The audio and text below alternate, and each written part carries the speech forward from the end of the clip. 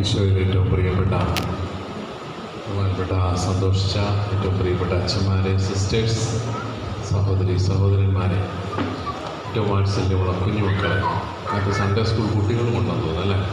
അധ്യാപകർ മാത്രമല്ല, കുറച്ച് പിള്ളേരുണ്ട്.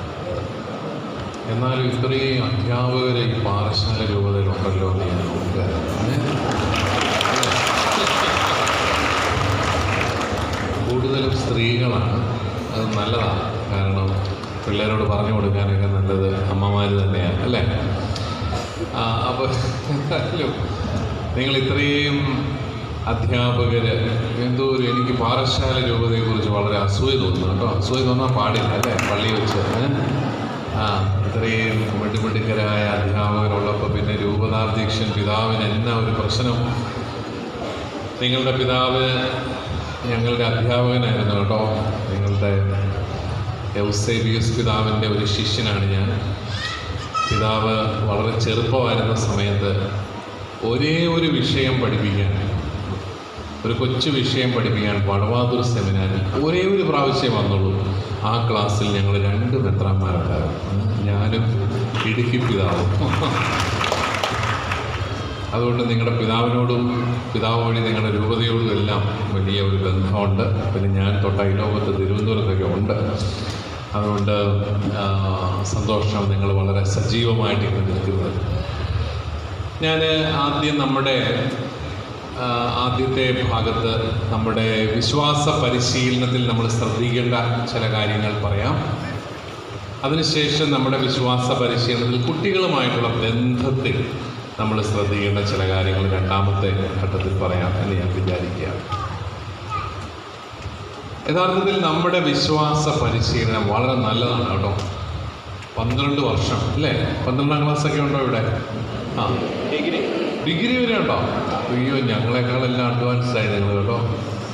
അത് കൊള്ളാം. അപ്പോൾ ഡിഗ്രി വരെ ഉണ്ടാവും. നല്ലൊരു കാര്യമാണ്. കുട്ടികളെ അവരുടെ പഠനകാലത്ത് ഒരു അക്കമ്പനി ചെയ്യാൻ, അനുധാവനം ചെയ്യാനായിട്ട് നമുക്കൊരു അവസരമുള്ളത് വളരെ നല്ലതാണ്. അതിൻ്റെ ഗുണമുണ്ട്.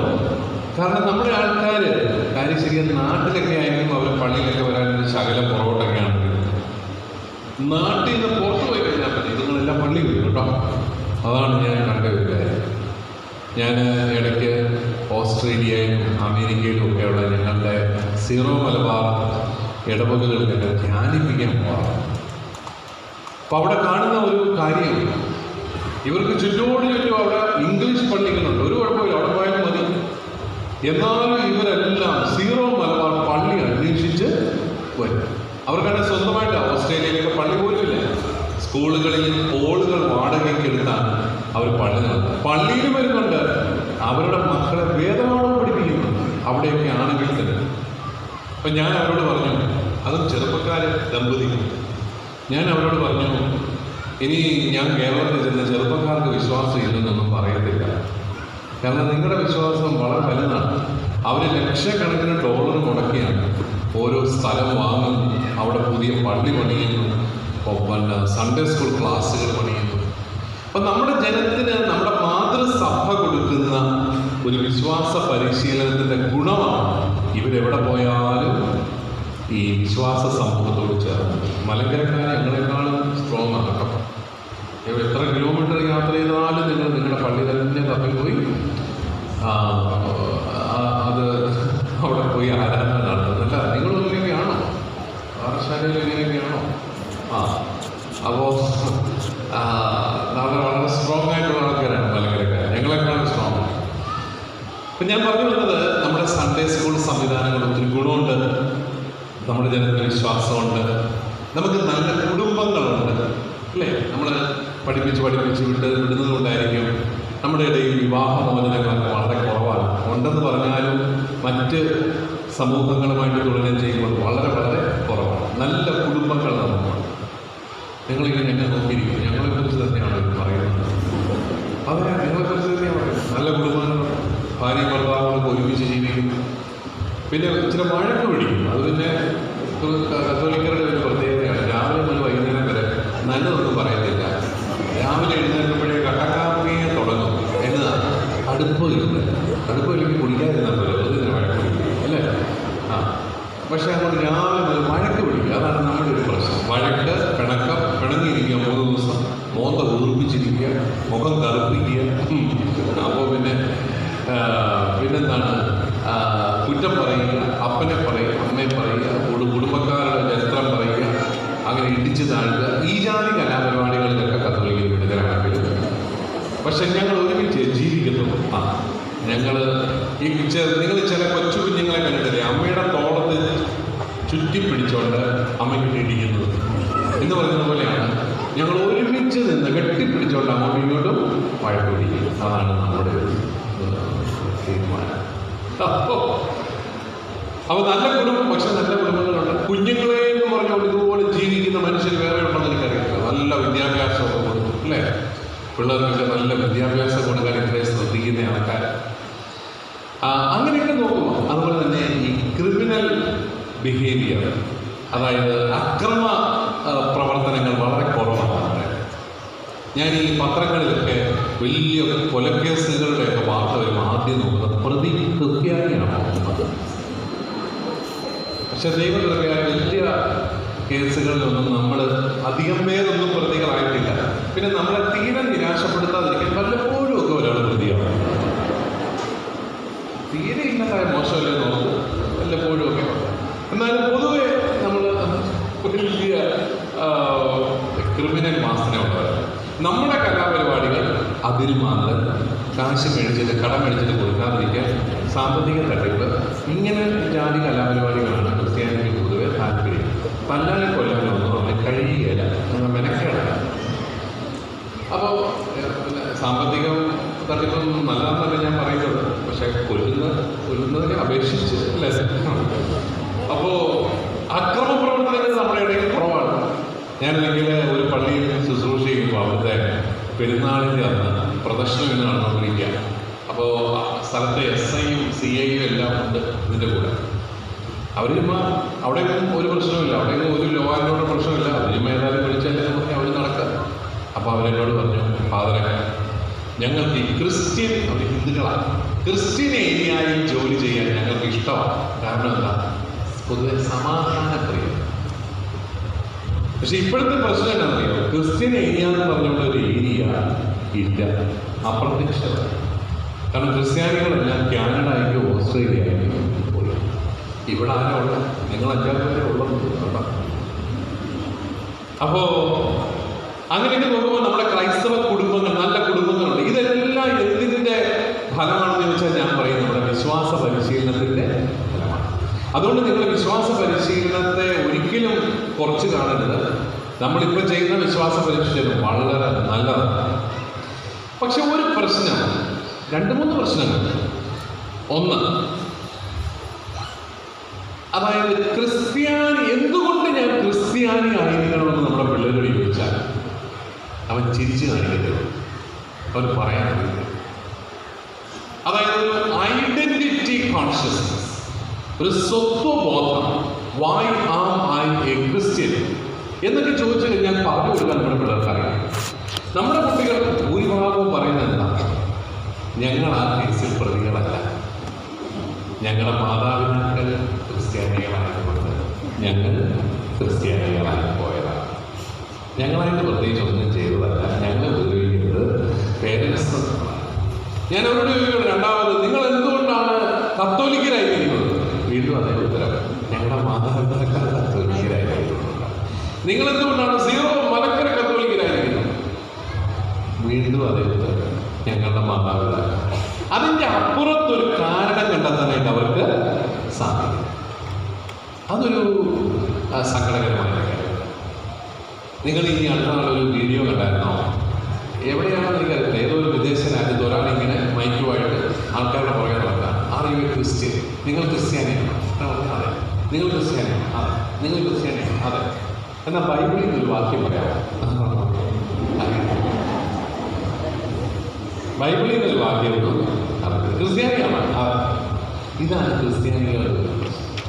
നമ്മളിങ്ങനെ പഠിപ്പിച്ച് പോകുന്നതല്ലാതെ ഇതിങ്ങൾക്കൊന്നും ഇത് കൃത്യമായിട്ട് അറിയത്തില്ല. അതായത് ആദ്യമായിട്ട് അവർ അറിയേണ്ടത് എന്താണ്? മാമോദീസ വെള്ളം തലയിടുന്നവരാണ് നമ്മൾ എന്ന് പറഞ്ഞാൽ ഇത് ക്ലബിൽ അംഗത്വം എടുക്കുന്നവരാണ് സഭയിൽ അംഗത്വം എടുക്കുക എന്ന് പറഞ്ഞു കഴിഞ്ഞാൽ, സഭയെന്ന് പറഞ്ഞാൽ എന്താണ്? എഫേസ്യർ ലേഖനം 1:23 വാക്യം എന്താണ്? എഫേസ്യർ 1:23 സഭ മിശിഹായുടെ ശരീരമാണ്.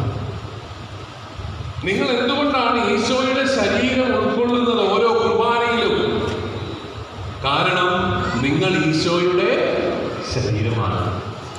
അതാണ് എൻ്റെ ഉത്തരം. നമ്മൾ കർത്താവിന്റെ ശരീരമാണ്.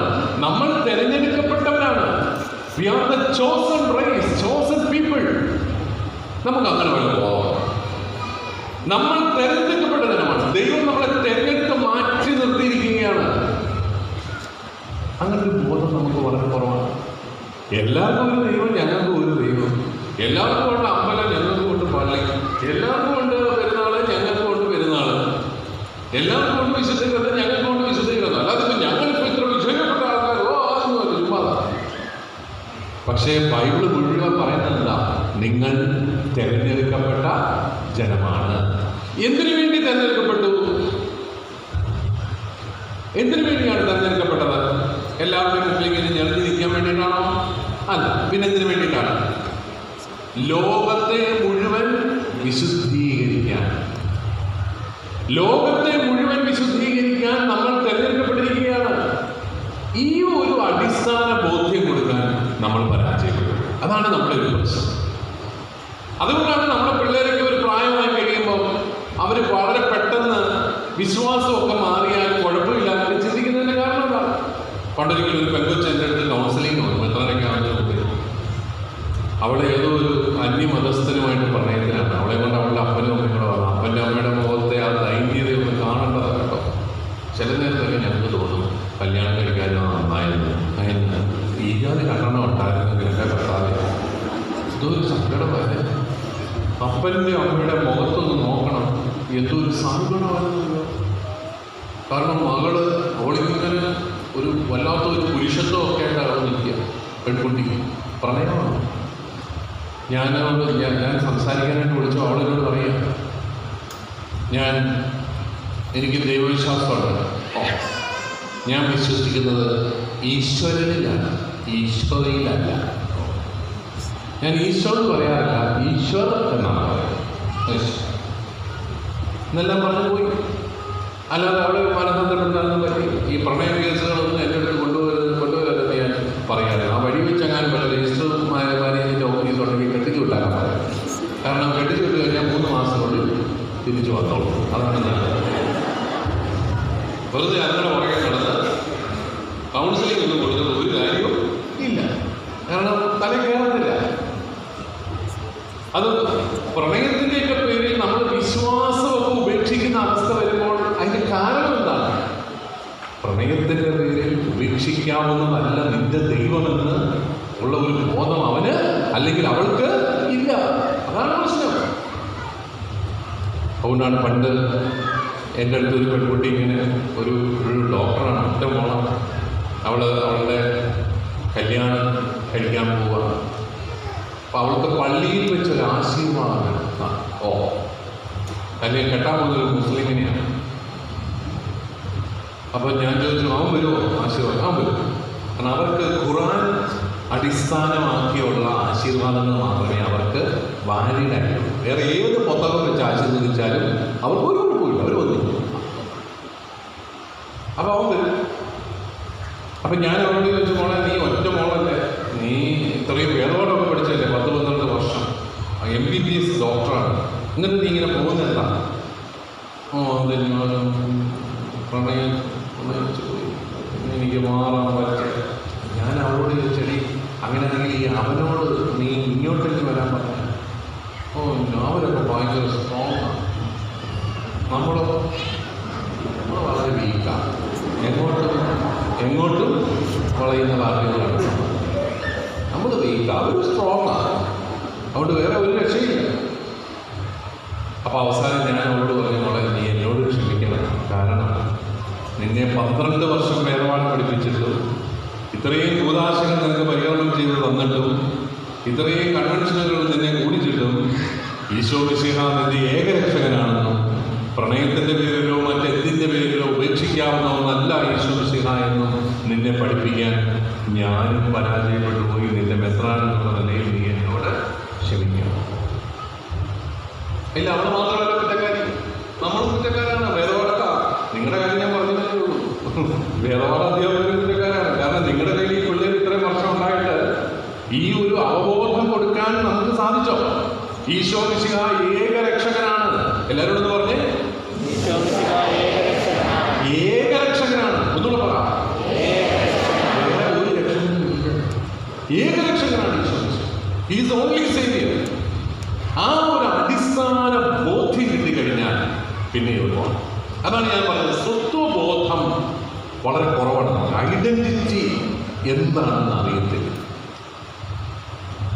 അപ്പൊ അത് കുറച്ചുകൂടെ മിഴിവോടുകൂടി കൊടുക്കാനായിട്ട് നമുക്ക് സാധിക്കണം നമ്മുടെ വേദപാഠ ക്ലാസ്സിൽ. ഈശോ മിശിഹായ ഏകരക്ഷകൻ. ഞാൻ എൻ്റെ അച്ഛന്മാരോട് പറയും, നിങ്ങൾ എല്ലാ പ്രസംഗത്തിലും 2 പോയിന്റ് പറയണം. ഒന്ന്, ഈശോ മിശിഹായ ഏകരക്ഷകൻ. 2, സഭ അവന്റെ ശരീരമാണ്. ചിലർ പറയും, എനിക്ക് ഈശോയെ ഇഷ്ടമാണ്, പക്ഷെ സഭയെ ഇഷ്ടമില്ല. സഭ ശരിയല്ല, പക്ഷെ ഈശോ മിശിഹ സൂപ്പർ. ഞാൻ അവരോട് പറയാൻ പോലെ, നീ അങ്ങനെ പറയുന്നുണ്ടെങ്കിൽ നീ ഈശോയെ 2000 വർഷങ്ങൾക്കപ്പുറത്ത് ജീവിച്ച് മരിച്ചുപോയ ഒരു വ്യക്തിയായിട്ട് മാത്രമേ കാണുന്നുള്ളൂ. പക്ഷെ ഈശോ ഇന്നും തുടരുന്നുണ്ട്, ഇല്ലേ? എവിടെയാ തുടരുന്നത്? സഭയിലാണ്. ഈശോയുടെ ശരീരമാണ് സഭ. അതായത് ഈശോയുടെ ജീവിതത്തെ നമ്മൾ കരുതുമ്പോൾ നിങ്ങളൊന്ന് ശ്രദ്ധിച്ചു കാണണം. അതായത് കർത്താവ് ജനിച്ചത് AD 0 അല്ലേ? ADയുടെ ആരംഭത്തിലാണോ കർത്താവ് ജനിച്ചത്? എന്നാ പറയുന്നത്? ഈശോ മിശിഹായ്ക്ക് അതിനു മുമ്പ് ജീവിതം ഉണ്ടായിരുന്നു. ആ നസറത്തിൽ ജനിക്കുന്നതിന് മുമ്പ് ഈശോയ്ക്ക് ജീവിതം ഉണ്ടായിരുന്നു. എന്നാ 10 മാസം കൊണ്ട് ഉണ്ടായിരുന്നു. എവിടെ? മറിയത്തിന്റെ ഉദരത്തിൽ. അതിനു മുമ്പ് ഉണ്ടായിരുന്നോ? ഉണ്ടായിരുന്നു. എവിടെ ആയിരുന്നു? പിതാവിനോടൊപ്പം. അനാദി മുതലേ പിതാവായ ദൈവത്തോടൊപ്പം പുത്രനുണ്ട്. നമ്മുടെ പലരുടെയും രീതി കണ്ടാൽ തോന്നും ആകപ്പാടെ കർത്താവിന് 33 വർഷം പ്രായമേ. ജനിച്ചു, മരിച്ചു, ഉദ്ധാനം തീർന്നു. ആ 33 വർഷത്തെ കാര്യങ്ങൾ മാത്രമേ നമ്മൾ പറയുന്നുള്ളൂ. പക്ഷെ അവൻ അനാദി മുതലേ ഉണ്ട് പിതാവിനോടൊപ്പം. അങ്ങനെ ഇരിക്കുകയാണ് പിതാവും പുത്രനും പരിശുദ്ധാത്മാവും കൂടെ തീരുമാനിക്കുന്നു മനുഷ്യകുലത്തെ രക്ഷിക്കാൻ. ആര് പോകും? പുത്രനെ വിടുകയാണ്. ഇവരുടെ മുഴുവൻ പാപങ്ങളെ ഏറ്റെടുത്ത് അതിന് പരിഹാരം ചെയ്ത് ഉദ്ധാനത്തിലൂടെ ആ മരണത്തെ ജയിച്ച് തിരിച്ചു വരാനായിട്ട് പുത്രനെ വിടുകയാണ്. അങ്ങനെയാണ് നസറത്തിൽ ഭൂജാതനാകുന്നത്. അത് 2ാമത്തെ ഘട്ടം. ഉദ്ധാനത്തോടുകൂടി ആ ഘട്ടം കഴിഞ്ഞു. ഉദ്ധാനം കഴിഞ്ഞ ഈശോയുടെ പിതാവിന്റെ വലതുഭാഗത്ത് മഹത്വത്തിൽ ഉപവിഷ്ടൻ. വിശ്വാസ പ്രമാണം അതിനകത്തൊണ്ടില്ല. അതിനകത്തൊണ്ടില്ല. അത് കഴിഞ്ഞിട്ട് എന്ത് ചെയ്യും? അത് കഴിഞ്ഞിട്ട് നമ്മുടെ പ്രശസ്തനായ അന്തരിച്ചുപോയ ആർച്ച് ബിഷപ്പ് ഫുൾട്ടൻ ജെഷി അദ്ദേഹത്തിന്റെ ഒരു പുസ്തകത്തിൽ അദ്ദേഹം വളരെ സിമ്പിളായിട്ട് എഴുതി വെച്ചിട്ടുണ്ട്. ഈശോ പന്തക്കുസ്താ പെരുന്നാളിൽ പുതിയ ഒരു ശരീരമെടുത്തു. അതേതാണ്?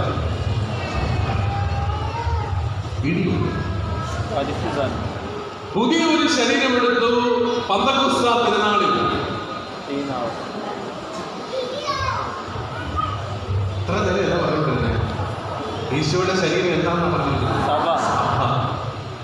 പന്തക്കുസ്താ പെരുന്നാളിൽ സഭ ആരംഭിച്ചു എന്ന് പറയുമ്പോൾ അന്ന് ഈശോ ഒരു പുതിയ ശരീരമെടുത്തു. ആ ശരീരത്തിന്റെ പേരാണ്. ഇന്ന് ഈശോ എവിടെയെന്ന് ചോദിച്ചു കഴിഞ്ഞാൽ സഭയിലാണ്. ഈശോ എനിക്ക് തൊട്ടറിയാവോ? സഭയിൽ തൊടാൻ പറ്റുമോ? ഈശോയെ പറ്റുമോ? ഇന്ന് എങ്ങനെ? കൂദാശകളിലൂടെ, പരിശുദ്ധ കുർബാനയിലൂടെ. ഈശോ അന്ന് ചെയ്തതെന്തോ, ആ 33 വർഷത്തിനിടയ്ക്ക് ചെയ്തതെന്തോ അതെല്ലാം സഭ ഇന്ന് തുടരുകയാണ്. ഒന്ന്, അവിടുന്ന് വചനം പ്രഘോഷിച്ചു. സഭ ഇന്നും വചനം പ്രഘോഷിച്ചുകൊണ്ടിരിക്കുന്നു. 2, അവിടുന്ന് തന്റെ ജീവൻ അർപ്പിച്ച് നമ്മുടെ എല്ലാ പാപങ്ങൾക്കും പരിഹാരം ചെയ്തു. സഭ ഇന്നും കുർബാന അർപ്പിച്ചുകൊണ്ടേയിരിക്കുന്നു. 3, അവൻ നന്മ ചെയ്ത് ചുറ്റി സഞ്ചരിച്ചു. സഭ ഇന്നും കാരുണ്യ പ്രവർത്തനങ്ങൾ ചെയ്തുകൊണ്ടേയിരിക്കുന്നു. ഈശോ എന്താണ് അതിന്നും തുടരുന്നത് സഭയിലൂടെയാണ്. അതുകൊണ്ട് സഭയോടുള്ള ബന്ധം വളരെ പ്രധാനപ്പെട്ടതാണ്. പലർക്കും ഈ ഒരു കണക്ഷൻ കൊണ്ട് കിട്ടുന്നത് ഈശോയും സഭയും തമ്മിലുള്ള ആ ബന്ധം എന്താണ്. നിങ്ങൾ വേർപാട് പഠിപ്പിച്ച് ഈശോയെ സ്നേഹിക്കാൻ മാത്രമേ നിങ്ങൾ പഠിപ്പിക്കുന്നുള്ളെങ്കിൽ അതങ്ങ് ചരിത്രത്തിൽ ഉള്ള ഈശോ, പിന്നെ എൻ്റെ ഉള്ളിലുള്ള ഈശോ എന്നൊക്കെ പറയാം. പക്ഷേ ഈശോ ഇന്ന് കൗതാശികമായി സന്നിഹിതമായിരിക്കുന്നത് സഭയിലാണ്. സഭ ഈശോയുടെ തുടർച്ചയാണ്. സഭ ഈശോയുടെ ശരീരമാണ്. എല്ലാവരോടെന്ന് പറഞ്ഞേ, സഭ ഈശോയുടെ തുടർച്ചയാണ്.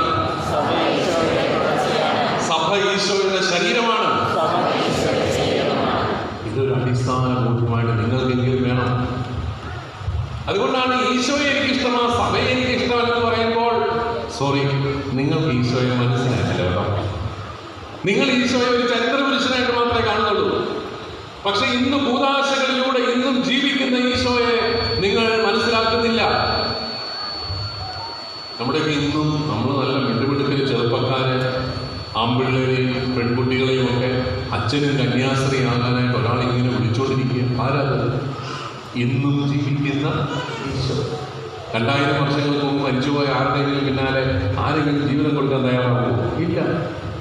ദൈവവിളികളാണ് ഈശോ ഇന്നും ജീവിക്കുന്നു എന്നുള്ളതിൻ്റെ ഏറ്റവും വലിയ അടയാളം. ഇന്ന് ഈശോ ക്ഷണിക്കുകയാണ്. ഈ മൈക്കൊന്ന് ശരിയാണ്. ഓക്കെ. അപ്പൊ ഞാൻ പറഞ്ഞത് ആ സ്വത്വബോധത്തിൽ നമുക്ക് വളരാം. നമ്മുടെയൊക്കെ മക്കളോട് ആരാണ് ഈശോ എന്ന് ചോദിച്ചു കഴിഞ്ഞാൽ അവനത് പറയണം. ഈശോ എൻ്റെ ഏകരക്ഷകനാണ്. സഭ എന്താണ് എന്ന് ചോദിച്ചു കഴിഞ്ഞാൽ സഭ നീ പറയുന്നത് പോലെ മനുഷ്യരുടെ കുറച്ച് കൂട്ടായ്മയല്ല. കുറെ മെത്രാന്മാരെ കുറിച്ച് അവിടെ വട്ടം കൂടിയിരുന്ന് തീരുമാനിക്കുന്നതല്ല. ഇത്രയും ഒരു കുഴപ്പമില്ല. എന്തോ സാത്താൻ പിടികൂടിയിരുന്നു വഹിക്കുന്നത്. സാത്താൻ ഇഷ്ടപ്പെട്ടിട്ടില്ല കേട്ടോ. ഈ സഭയെ കുറിച്ച് ഞാൻ പറഞ്ഞത് ഇഷ്ടപ്പെട്ടില്ല. കുഴപ്പമില്ല അല്ലേ, മര്യാദ.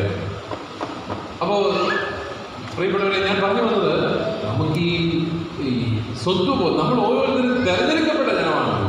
നമ്മൾ ഓരോരുത്തരും സഭയുടെ ഭാഗമാണ്. നമ്മളെ കർത്താവ് തിരഞ്ഞെടുത്തത് ലോകം മുഴുവൻ വിശുദ്ധീകരിക്കാനാണെന്നൊക്കെയുള്ള അടിസ്ഥാന ബോധ്യം നമുക്ക് കൊടുക്കാൻ പറ്റും. അവിടെയാണ് നമ്മൾ ഈശോയ്ക്ക് പ്രാധാന്യം കൊടുക്കുന്നതും സഭയുടെ ദൗത്യത്തിന് പ്രാധാന്യം കൊടുക്കുന്നതും. അപ്പൊ കൂടുതൽ പേര് ഈശോയെ അറിയാനായിട്ടില്ല. രണ്ടാമതായിട്ട് നമുക്ക് ഒരു കുറവ്. ആദ്യത്തേത് സ്വത്വബോധം കൊടുക്കാൻ നമ്മൾ ശകലം പറഞ്ഞു കൊടുക്കും. രണ്ടാമത്തേത് ദൗത്യബോധം പകർന്നു കൊടുക്കാനും നമുക്ക് അത്ര സാധിച്ചു. ദൗത്യബോധം അല്ല, നിങ്ങൾ ലോകമെങ്ങും പോയി സകല സൃഷ്ടികളോടും സുവിശേഷം അറിയിക്കുവിൻ. സ്വർഗാരോഹണത്തിന് മുമ്പ് കർത്താവ് ശിഷ്യന്മാർക്ക് കൊടുത്ത കൽപ്പനയായിരുന്നു ഇത്. കൽപ്പന എന്ന് പറഞ്ഞാൽ ഇഷ്ടമുണ്ടെങ്കിൽ ചെയ്താൽ മതി എന്നാണ്. അല്ല, കൽപ്പന നിറവേറ്റാൻ നമുക്ക് ബാധ്യതയുണ്ട്. നിങ്ങൾ ലോകമെങ്ങും പോയി സുവിശേഷം പറയും. അതൊരു കൽപ്പനയാണ്. പക്ഷെ നമ്മുടെ പിള്ളേർക്ക് വല്ലതും അങ്ങനൊരു ബോധമുണ്ടോ? രക്ഷ പ്രാപിക്കണമെങ്കിൽ സുവിശേഷം പറയണം. അതിൻ്റെ കാരണം എന്താണ്? നമ്മൾ ആ രീതിയിൽ അവരെ പഠിപ്പിച്ചിട്ടില്ല. പക്ഷേ മറ്റ് നമ്മുടെ സഹോദര സഭകൾക്കൊക്കെ ആ ഒരു ബോധമുണ്ട്. പ്രൊട്ടസ്റ്റന്റുകാരും പെന്തക്കോസ്തുകാരും CSIക്കാരും എല്ലാം ഇപ്പോഴും സുവിശേഷം പറയാൻ അവർക്ക് ഒരു നാണക്കേടില്ല. ഞാൻ പണ്ട് കുറേ വർഷങ്ങൾക്ക് മുമ്പ് എറണാകുളത്ത് ആലുവയിലെ റെയിൽവേ സ്റ്റേഷനിൽ ഇരിക്കുകയാണ്. ട്രെയിൻകാർ എങ്ങോ ക്ലാസ്സൊക്കെ എടുക്കാൻ പോയിട്ട് വരിക. പാൻറ് ഷർട്ടൊക്കെ ഇട്ടുകൊണ്ടാണ് എൻ്റെ ഇരിക്കുന്നത്. അച്ഛനാണെന്ന് ആരും തിരിച്ചറിയാനുള്ള രീതിയിലാണ്. അങ്ങനെ സമാധാനമായിട്ട് ഇരിക്കുന്നു. ട്രെയിൻ ലേറ്റാണ്, അങ്ങനെ വരുള്ളൂ. അപ്പോൾ അയ്യോക്കത്തെ കടയിൽ നിന്ന് ഒരു കലാകൗമുദിയൊക്കെ മേടിച്ച് വായിച്ച് ഞാൻ അങ്ങനെ ഇരിക്കുക. അപ്പോൾ ഒരു പാൻറ് ഷർട്ടൊക്കെ ഇട്ട് നല്ല മിടുകനായിട്ട് ഡ്രസ്സൊക്കെ ചെയ്ത ഒരു ചേട്ടൻ്റെ അടുത്തോട് ചോദിച്ചു, സാറിനോട് ഞാൻ സുവിശേഷം പറഞ്ഞോട്ടെ? അതുകൊണ്ടാണ് ഞാൻ പറഞ്ഞു. എനിക്ക് ഭയങ്കര ഇൻട്രസ്റ്റ് ആയി. ഈ മനുഷ്യനൊരു 15 മിനിറ്റ് എടുത്ത് കർത്താവ് ഈശോ മിശിഹാ ഏകരക്ഷകനാണെന്നും അവിടുന്ന് നമ്മളെ രക്ഷിക്കാനായിട്ട് വന്നു, അവിടുന്ന് പാടുപിഴകൾ സഹിച്ച് മരിച്ചു പോയിരുന്നു, അവിടുന്ന് ഉദ്ധാനം ചെയ്യുന്നു, അവിടുന്ന് വീണ്ടും വരുമെന്നു. രക്ഷിക്കപ്പെടാൻ ആഗ്രഹിക്കുന്നെങ്കിൽ ഞങ്ങളുടെ കൂട്ടായ്മയിൽ ചേരാനെന്ന് പറഞ്ഞൊരു കാര്യം എനിക്കതിനോട് ഭയങ്കര മതിപ്പ് തോന്നി. കാരണം കത്തോലിക്ക വൈദികൻ ഇരുന്ന് ചുമ്മാ കലാകൗമുദി വായിക്കുന്നു. ഒരു പരിധിയില്ലാത്ത ഈ മനുഷ്യൻ നിന്ന് ഈശോയെ പ്രഘോഷിച്ചു. ഞാൻ അയാളെ അടുക്ക വിളിച്ചിരുത്തി. ഞാൻ പറഞ്ഞു, ഞാനൊരു കത്തോലിക്ക വൈദികനാണ്. ഉടനെ അദ്ദേഹം പറയാം,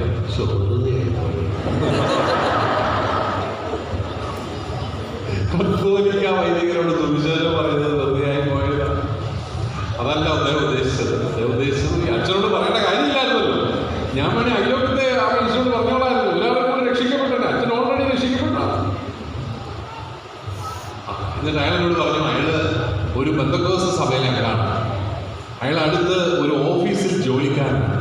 അവരുടെ സഭയ്ക്ക് ഒരു കമ്മിറ്റ്മെന്റ് ഉണ്ട്, ആഴ്ചയിൽ 7 പേരോട് സുവിശേഷം പറയണം. ആഴ്ചയിൽ ഓരോ ആഴ്ചയിൽ 7 പേരോട് സുവിശേഷം പറയണം. നിങ്ങൾ ഇത്രയും നാൾ മലങ്കര കത്തോലിക്ക സഭയുടെ അംഗമായിട്ട് എന്തെങ്കിലും കമ്മിറ്റ്മെന്റ് ഉണ്ടോ? ആരോടെങ്കിലും സുവിശേഷം പറയണമെന്നോ വല്ലതും ഉണ്ടോ? നമ്മൾ പെരുന്നാൾ നടത്തണം, ചണ്ട കൊണ്ടണം, അട്ടിക്കണം, വെട്ടിക്കട്ട വിടണം, പിന്നെ എഴുതിരാട്ടാണ്. ഇതൊക്കെയാണ് നമ്മുടെ കത്തോലിക്കിൻ്റെ ഒരു സംഭവം. നമ്മുടെ പിള്ളേരെല്ലാം ആ വഴി ഇവിടെ പോവുകയും ചെയ്തു. നമ്മളിങ്ങനെ ചണ്ടയും കൊട്ടി പിന്നെ പടക്കവും പൊട്ടിച്ച് വീട് നടക്കണം. നമ്മൾ ആരോട് സുവിശേഷം പറഞ്ഞില്ല. ഞാൻ നിങ്ങളോടൊരു കാര്യം പറയാം. നമ്മൾ ഞങ്ങളുടെ സീറോമലബാർസഭയൊക്കെ വളർന്ന എങ്ങനെയാണെന്നറിയാമോ? ഞങ്ങളുടെയൊക്കെ അമ്മമാർ പ്രസവിക്കാൻ തയ്യാറായതുകൊണ്ട് മാത്രം വളർന്ന സഭയാണ്. പെറ്റ് പെരുകി മാത്രം വളർന്ന സഭയാണ് കേരളത്തിലെ കത്തോലിക്ക സഭ. സുവിശേഷം പറഞ്ഞിട്ടില്ല ആരോട്. നിങ്ങളുടെ കൂട്ടത്തിൽ ഉപദേശിമാരെന്നൊക്കെ പറഞ്ഞ ആൾക്കാരൊക്കെ ഉണ്ടെന്ന് ഞാൻ മനസ്സിലാക്കി.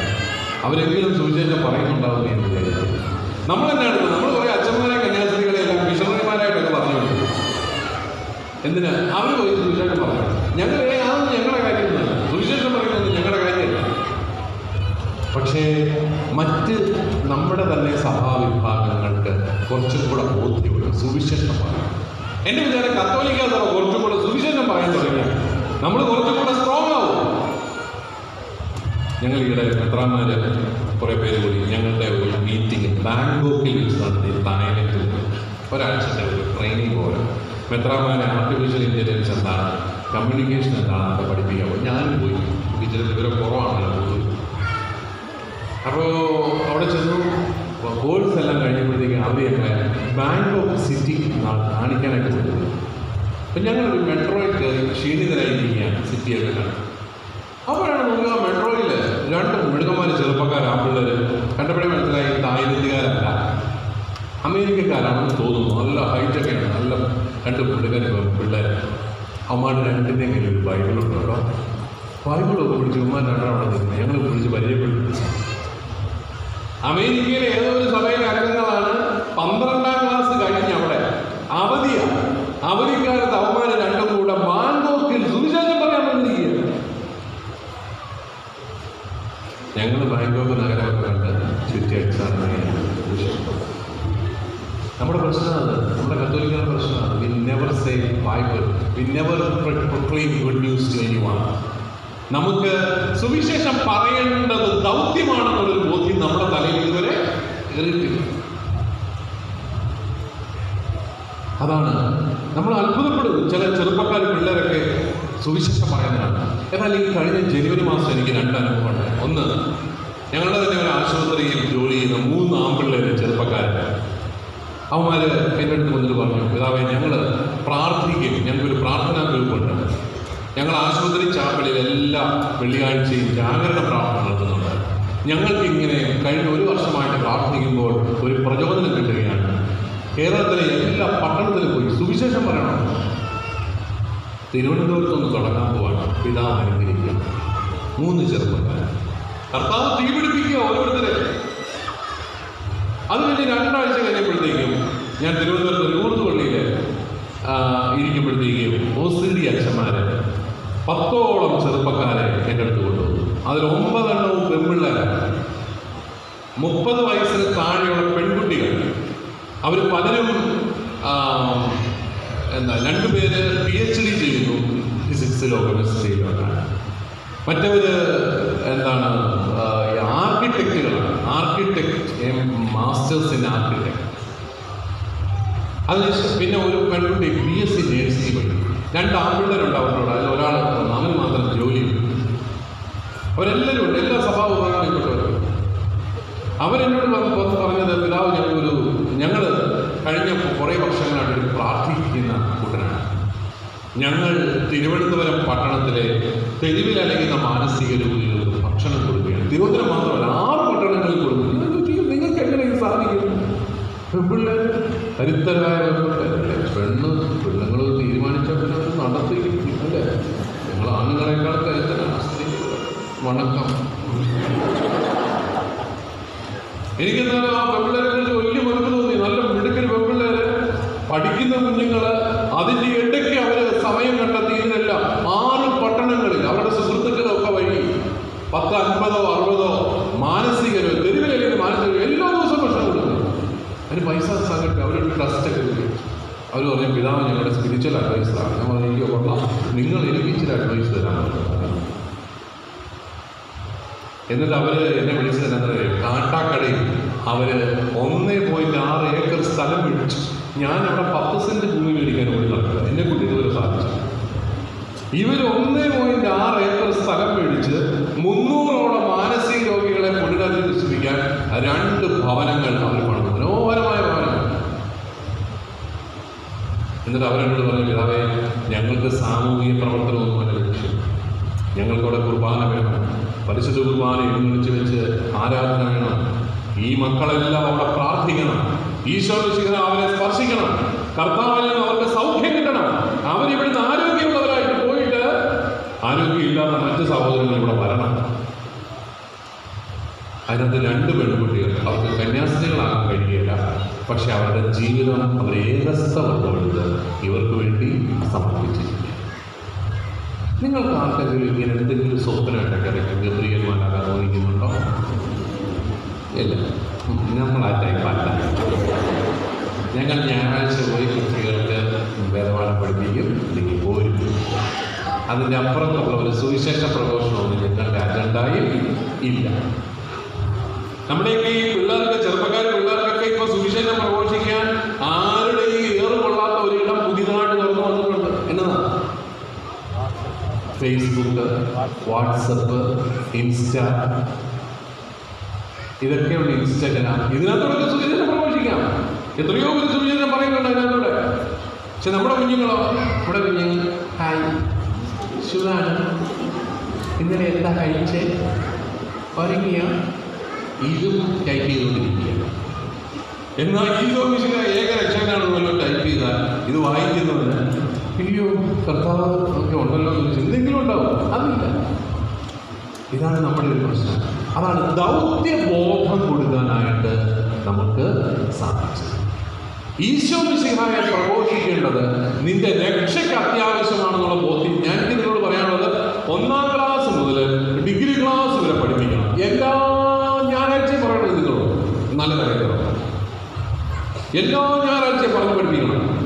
ഈ വചനം ഒന്ന് പഠിപ്പിച്ചാൽ മതി. എല്ലാവരും കൂടെ ഉരുവിട്ടാൽ മതി. അതാണ് നമ്മുടെ ഒരു കുറവാണ്. നമ്മൾ സുവിശേഷം പറയേണ്ടവരാണ്, പ്രഘോഷിക്കേണ്ടവരാണ് എന്നുള്ളൊരു അടിസ്ഥാന ബോധ്യം ഇല്ലാത്ത ഒരു സമൂഹമായി പോയി. അതേസമയം മറ്റ് സമൂഹങ്ങളിൽ കുറച്ചുകൂടെ സുവിശേഷം ധീരതയോടെ പറയുന്നത്.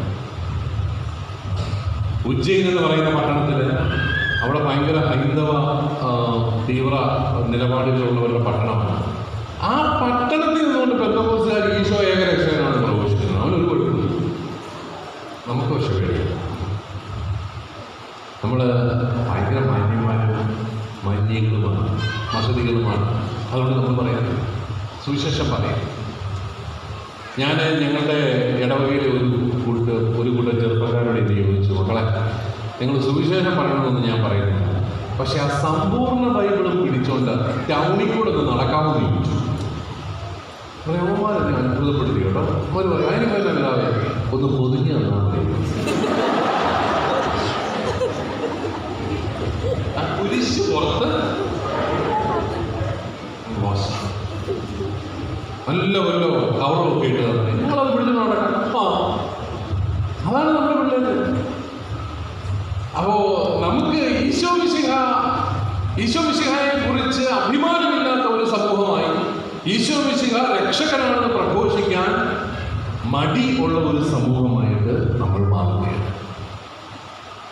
അടുത്ത കാലഘട്ടത്തിൽ സഭ നിലനിൽക്കണമെങ്കിൽ സഭയോട് ദൈവം പറഞ്ഞിരിക്കുന്ന 2 കാര്യങ്ങൾ ചെയ്യണം. ഒന്ന്, സഭയ്ക്ക് വളരാനായിട്ട് 2 കൽപ്പനകളാണ് കർത്താവ് തന്നിരിക്കുന്നത്. ഒന്നെന്താണ്? നിങ്ങൾ പെരുകി ലോകം കീഴടക്കും. അതായത് മക്കളെ ജനിപ്പിച്ച് ലോകം കീഴടക്കും. അത് നമ്മൾ ലംഘിച്ചു ക്രിസ്ത്യാനികൾ. നമുക്ക് 2, നമ്മൾ 1.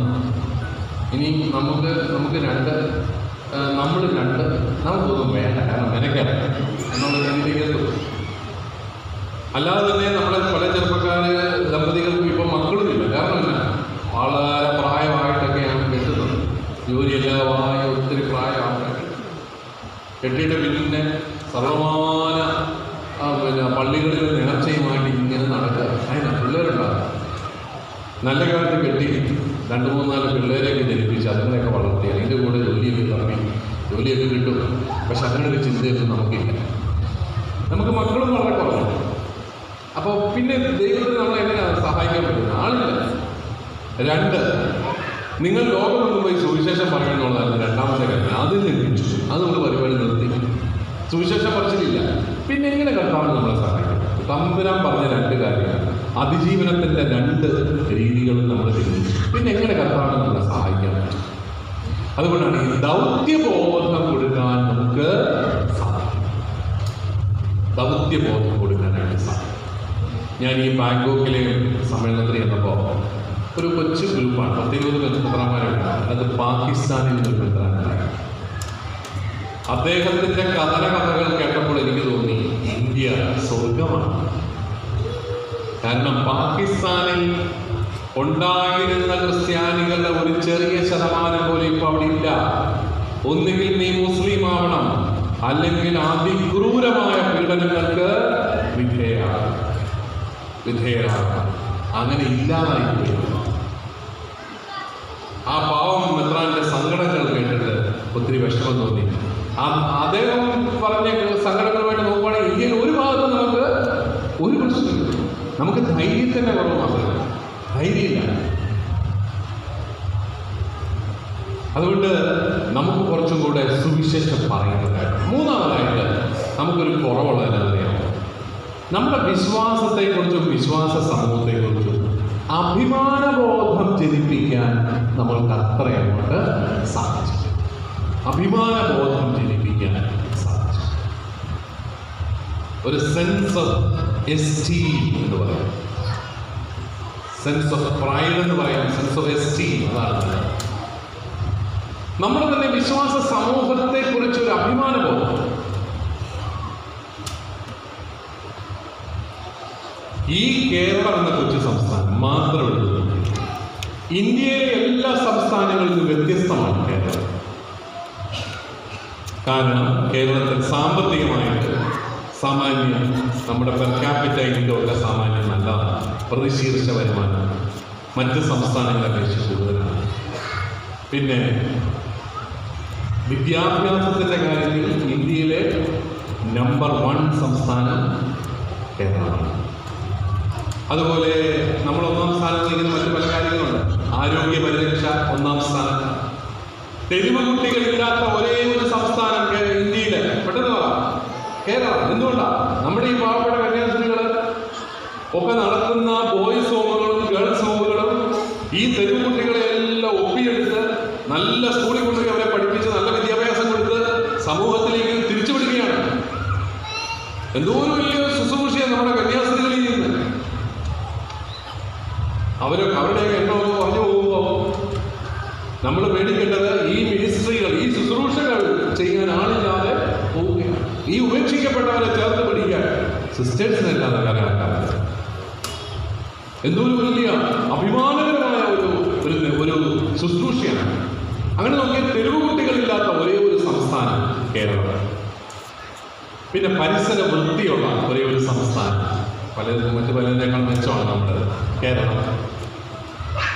പിന്നെ ഇത്രയും മനുഷ്യർ വിദേശ രാജ്യങ്ങളിലേക്ക് ഓടിപ്പോകുന്ന സംസ്ഥാനം കേരളം.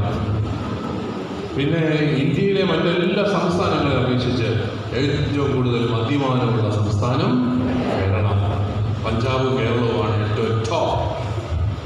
നമ്മളിങ്ങനെ മത്സരിച്ചുകൊണ്ടിരിക്കുകയാണ് ആരാണ്. അപ്പോൾ പല കാര്യങ്ങളിലും നമ്മൾ ഒന്നാം സ്ഥാനം, പ്രത്യേകിച്ച് വളരെ പോസിറ്റീവ് ഹ്യൂമൻ ഡെവലപ്മെന്റ് ഇൻഡെക്സിൽ ഒന്നാം സ്ഥാനത്താണ് കേരളം. എന്തുകൊണ്ട് നിങ്ങളൊന്ന് ഓർത്ത് നോക്കി. ബംഗാൾ എന്ന് പറയുന്ന സംസ്ഥാനം ഇന്ത്യക്ക് സ്വാതന്ത്ര്യം കിട്ടുമ്പോൾ നമ്പർ 1 സംസ്ഥാനമാണ്. ഇന്ത്യയിലെ ആദ്യത്തെ മെട്രോ എവിടെയാണെന്ന് നിങ്ങൾക്കറിയാം? ഇന്ത്യയിലെ ആദ്യത്തെ മെട്രോ ഏത് സിറ്റിയിലാണെന്ന് അറിയാമോ? കൽക്കട്ടയിലായിരുന്നു. ആര് പണിതതാ? ബ്രിട്ടീഷുകാർ അന്നത്തെ കാലത്ത് കൽക്കട്ടയിൽ മെട്രോ പണിയണമെങ്കിൽ എത്ര വലിയ നഗരമായിരുന്നു അത്. എത്രമാത്രം സാമ്പത്തിക വിനിമയം നടക്കുന്ന നഗരമായിരുന്നു അത്. പക്ഷെ ഇന്ന് ആ ബംഗാളികൾ തൊഴിലന്വേഷിച്ച് ഈ കേരളത്തിൽ വരികയാണ്. അതിൻ്റെ കാരണം അന്വേഷിച്ച് പോയപ്പോൾ പറഞ്ഞു, ക്രിസ്ത്യാനികളുടെ എണ്ണം ബംഗാളിൽ 0.3-2. കേരളത്തിൽ സ്വാതന്ത്ര്യം കിട്ടുമ്പോൾ 27% ക്രിസ്ത്യാനികളുണ്ടായിരുന്നു. സ്വാതന്ത്ര്യം കഴിഞ്ഞ് 75 വർഷം കഴിഞ്ഞപ്പോൾ നമ്മൾ തന്നെ കഷ്ടപ്പെട്ട് അത് 17%. അന്ന് 17% ഉണ്ടായിരുന്ന സമുദായം ഇന്ന് 27%. രണ്ടാമത്തെ നമ്മുടെ രണ്ടാമത്തെ പ്രബല സമുദായമായിരുന്നു കേരളത്തിൽ. അതിൻ്റെ ഗുണമുണ്ടായിരുന്നു. രാഷ്ട്രീയ രംഗത്തും ഭരണരംഗത്തും ക്രിസ്ത്യാനികളുണ്ടായിരുന്നു. അതുകൊണ്ട് നല്ല നല്ല തീരുമാനങ്ങൾ എടുത്തു. ഇഷ്ടംപോലെ വിദ്യാഭ്യാസ സ്ഥാപനങ്ങൾ ആരംഭിച്ചു നമ്മുടെ സഭ. അതുപോലെ എല്ലായിടത്തും ആശുപത്രികൾ പണിതു. നിങ്ങളിപ്പോൾ കുറ്റം പറയുന്നുണ്ട് സഭയുടെ ആശുപത്രിയൊക്കെ. പക്ഷെ സഭയുടെ ആശുപത്രികളിൽ നിന്ന് പോയാൽ അറിയാം,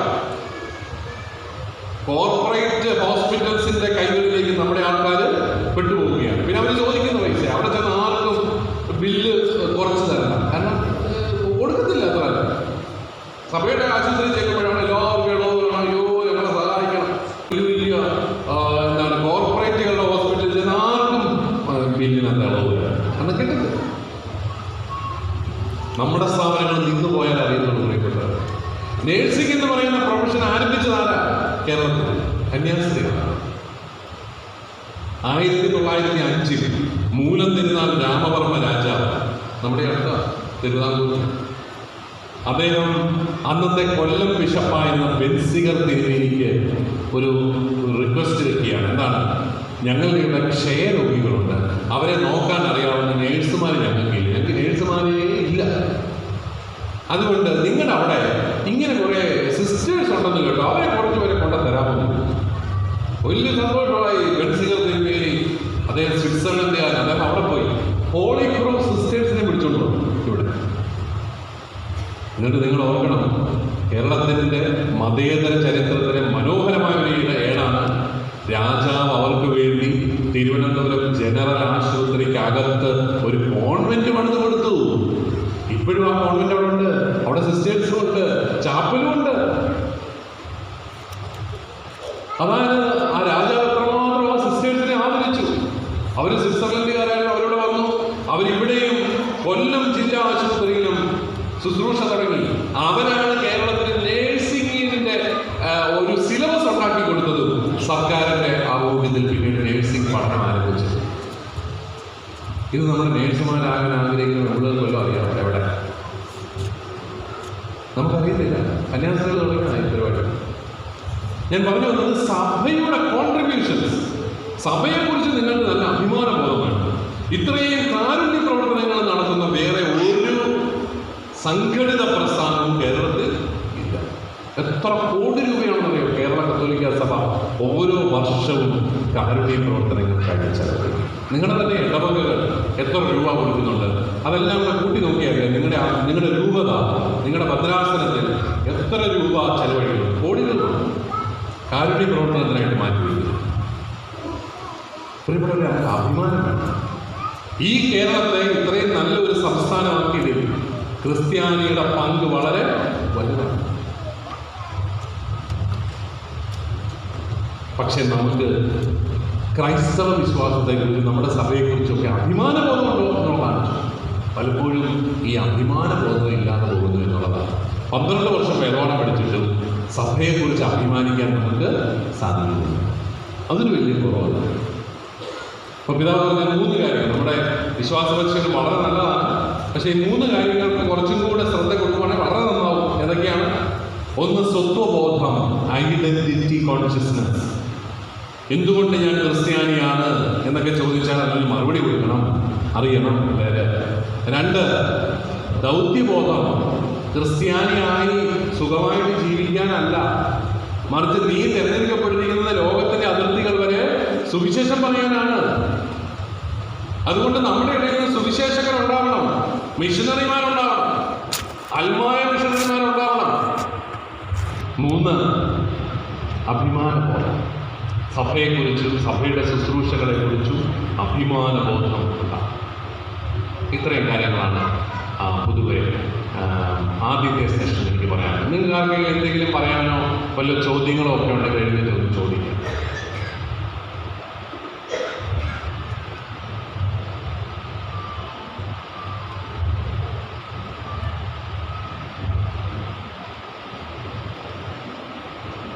പണ്ടൊരിക്കൽ അജപാലന സന്ദർശനത്തിന് എന്നപ്പം ഏറ്റവും അവസാനമായിട്ട് കണ്ടത് ഊപ്പ പിള്ളേരെയായിരുന്നു.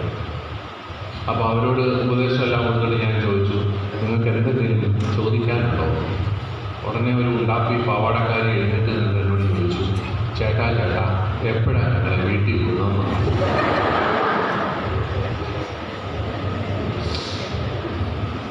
അപ്പോഴാണ് മനസ്സിലായത് എത്രാം പറഞ്ഞതൊന്നും കുഞ്ഞുങ്ങൾക്ക് കിട്ടിയിട്ടില്ല. അതുകൊണ്ട് ആ ഒരു ചോദ്യം മാത്രമേ ഉള്ളൂ, കുഴപ്പമില്ല. ഞാൻ 12 നിർത്തും കേട്ടോ. അപ്പോൾ നമുക്ക് എല്ലാവർക്കും എഴുന്നേറ്റ് നിന്നാലോ? നിങ്ങളുടെ കൂടെ പാട്ടുകാരൊക്കെ ഇല്ലേ? ഒരു പാട്ടങ്ങോട്ട് പാടിയാലോ? എന്നാ പറയാം?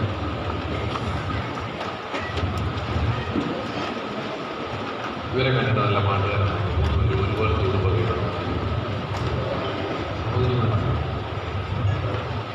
പാട്ട് പാടാം. എല്ലാവരും കൂടെ പാട്ട് പാടിക്കേ. ഒരു പാട്ടൊക്കെ പാടാം.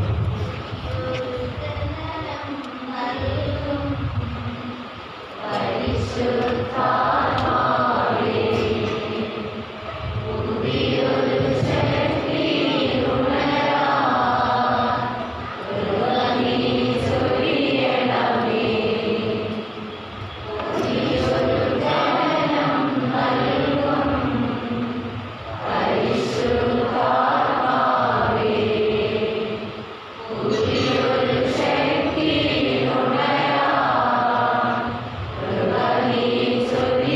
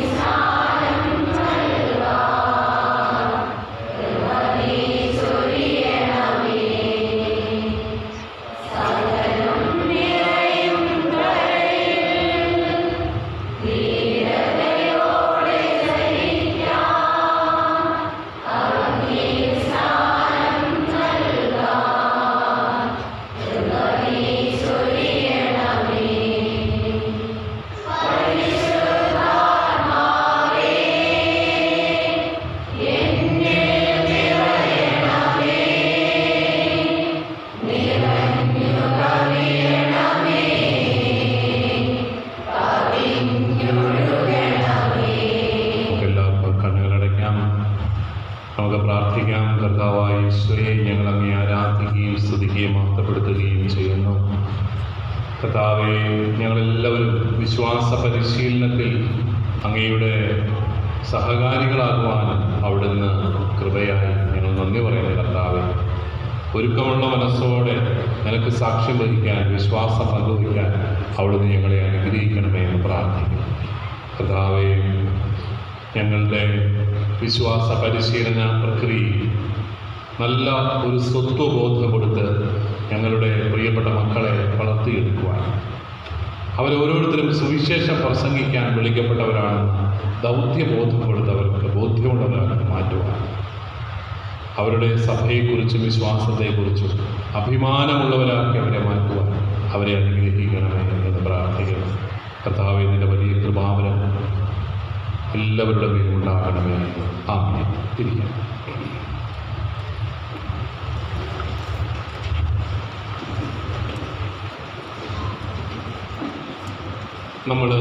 നിങ്ങളെല്ലാവരും വിശ്വാസ പരിശീലകരാണ്. ഈ വിശ്വാസം എങ്ങനെയാണ് പരിശീലിപ്പിക്കപ്പെട്ടത്? വിശ്വസിക്കണ എന്ന് പറയാൻ വിശ്വസിക്കുക അല്ല, നമ്മൾ വിശ്വസിക്കുന്നത്, നമ്മൾ വിശ്വാസത്തിലേക്ക് കടന്നു വന്നത് എന്തുകൊണ്ടാണ്? ആരുടെയെങ്കിലുമൊക്കെ വിശ്വാസം കണ്ടു ബോധ്യപ്പെട്ടിട്ടാണ് നമ്മൾ വിശ്വാസത്തിൽ. ഒന്നേ നമ്മുടെ മാതാപിതാക്കൾ, അല്ലെങ്കിൽ നമ്മളോട് വചനം പ്രഘോഷിക്കുന്ന ആരുടെയെങ്കിലുമൊക്കെ വിശ്വാസം കണ്ടു ബോധ്യപ്പെട്ട് കഴിയുമ്പോഴാണ് നമ്മൾ വിശ്വാസത്തിലേക്ക് കടന്നത്. അതുകൊണ്ടാണ് വിശ്വാസം ആരെയും പഠിപ്പിക്കാൻ പറ്റുകയില്ല, മറിച്ച് പകർന്നു കൊടുക്കാനേ പറ്റുള്ളൂ. വിശ്വാസം പഠിപ്പിക്കാൻ നിങ്ങൾ മുമ്പിലും പിമ്പിലും പുസ്തകം വെച്ച് പഠിപ്പിച്ചാലും അവിടെ തലയ്ക്കില്ല. അതുകൊണ്ടാണ് ഈ നിർബന്ധിത മതപരിവർത്തന നിയമം എന്നൊക്കെ പറയുന്നത് എത്ര ബാലിശമാണ്, മഹാമണ്ഡത്തരമാണെന്ന് പറയുന്നത്. ആർക്കും ആരെയും നിർബന്ധിച്ച് മതപരിവർത്തനം നടത്താനൊന്നും പറ്റുക, അല്ലെ തോക്ക് ചൂണ്ടിക്കാണിച്ചിട്ട് മാമോദീസ സ്വീകരിക്കണമെന്ന് പറയണം. അതൊന്നും ഇവിടെ ഇല്ലല്ലോ, നടക്കട്ടെ. കാരണം മനുഷ്യൻ തീരുമാനിക്കാതെ അവൻ്റെ മനസ്സിലൊരു പരിവർത്തനം ഉണ്ടാവില്ല, അവൻ വിശ്വാസത്തിലേക്ക് കടന്നത്. അതുകൊണ്ടാണ് എനിക്ക് നിങ്ങളോട് ആവർത്തിച്ച് പറയാനുള്ളത്, നിങ്ങളുടെ പഠിപ്പീരിൻ്റെ വിശേഷം കൊണ്ടല്ല പിള്ളേർക്ക് വിശ്വാസമുള്ളത്. പക്ഷെ നിങ്ങളുടെ ജീവിതത്തിൽ ഈശോ എങ്ങനെയാണ് പ്രവർത്തിക്കുന്നതെന്ന് പകർന്നു കൊടുത്താൽ അവരെ പതോർത്തിരിക്കുക. നിങ്ങളുടെ ജീവിതത്തിൽ വിശ്വാസം എങ്ങനെയാണ് നിങ്ങളെ സഹായിക്കുന്നതെന്ന് നിങ്ങൾ പകർന്നു കൊടുത്താൽ കുട്ടികളുടെ മനസ്സിലത് അല്ലാതെ പറഞ്ഞു പഠിപ്പിച്ചാലോ എംബോസിഷൻ എഴുതിച്ചാലോ ഒന്നും വിശ്വാസം ഉണ്ടാകും. അതുകൊണ്ടാണ് എനിക്ക് നിങ്ങളോട് പറയാനുള്ളത്, നിങ്ങളുടെ പുസ്തകം, വേദപാഠ പുസ്തകം ഈ സ്കൂളിൽ പോയി വായിപ്പിക്കുന്ന കുറേ ഉണ്ട്. നിങ്ങൾക്ക് പേരെനിക്ക് കൊണ്ട് കൃത്യം കിട്ടുന്നില്ല, പക്ഷെ എണ്ണം കിട്ടുന്നുണ്ട് കേട്ടോ. ഒരു 10-200 പേര് അങ്ങനെയാണെന്നാണ് എനിക്ക് ദർശനത്തിൽ കിട്ടുന്നത്. അതായത് സ്കൂളിൽ ചെല്ലുക, പുസ്തകം തുറക്കുക, വായിച്ചു നോക്കുക. നീ വായിച്ചു, അവൻ ക്ഷീണിച്ചു, എന്നാൽ നീ വായിക്കും. ഈ വായന മഹാബോറ് പരിപാടിയാണ്. അങ്ങനെ വായിക്കുന്നവരില്ലേ ഇപ്പോഴും നിങ്ങളുടെ കൂടെ? സത്യം പറ. ഇല്ല, പഠിപ്പിക്കുക. ശരി, ചോദിച്ചല്ലോ. നമ്മൾ ചെയ്യേണ്ടത് എന്താണ്? നമ്മൾ ഈ പാഠഭാഗം വായിച്ച് മനസ്സിലാക്കിയിട്ട് എനിക്ക് നിങ്ങളോട് പറയാനുള്ളത്, നിങ്ങളുടെ ജീവിതത്തിൽ ഇതെങ്ങനെയാണ് അനുഭവവേദ്യമാകും നിങ്ങൾ പിള്ളേർക്ക് പറഞ്ഞു. അതവർ ഓർത്തിരിക്കും. അപ്പോൾ നിങ്ങൾ പറയുമോ, ഞങ്ങളുടെ വലിയ വിശുദ്ധമായ, വലിയ പറയാൻ കൊള്ളാവുന്ന ജീവിതമൊന്നുമല്ല. നമ്മുടെ ജീവിതം പറയാൻ കൊള്ളാവുന്നതാണ്. അല്ല, അതൊക്കെ പറയാൻ കൊള്ളാവുന്ന മാത്രം പറഞ്ഞാൽ മതി.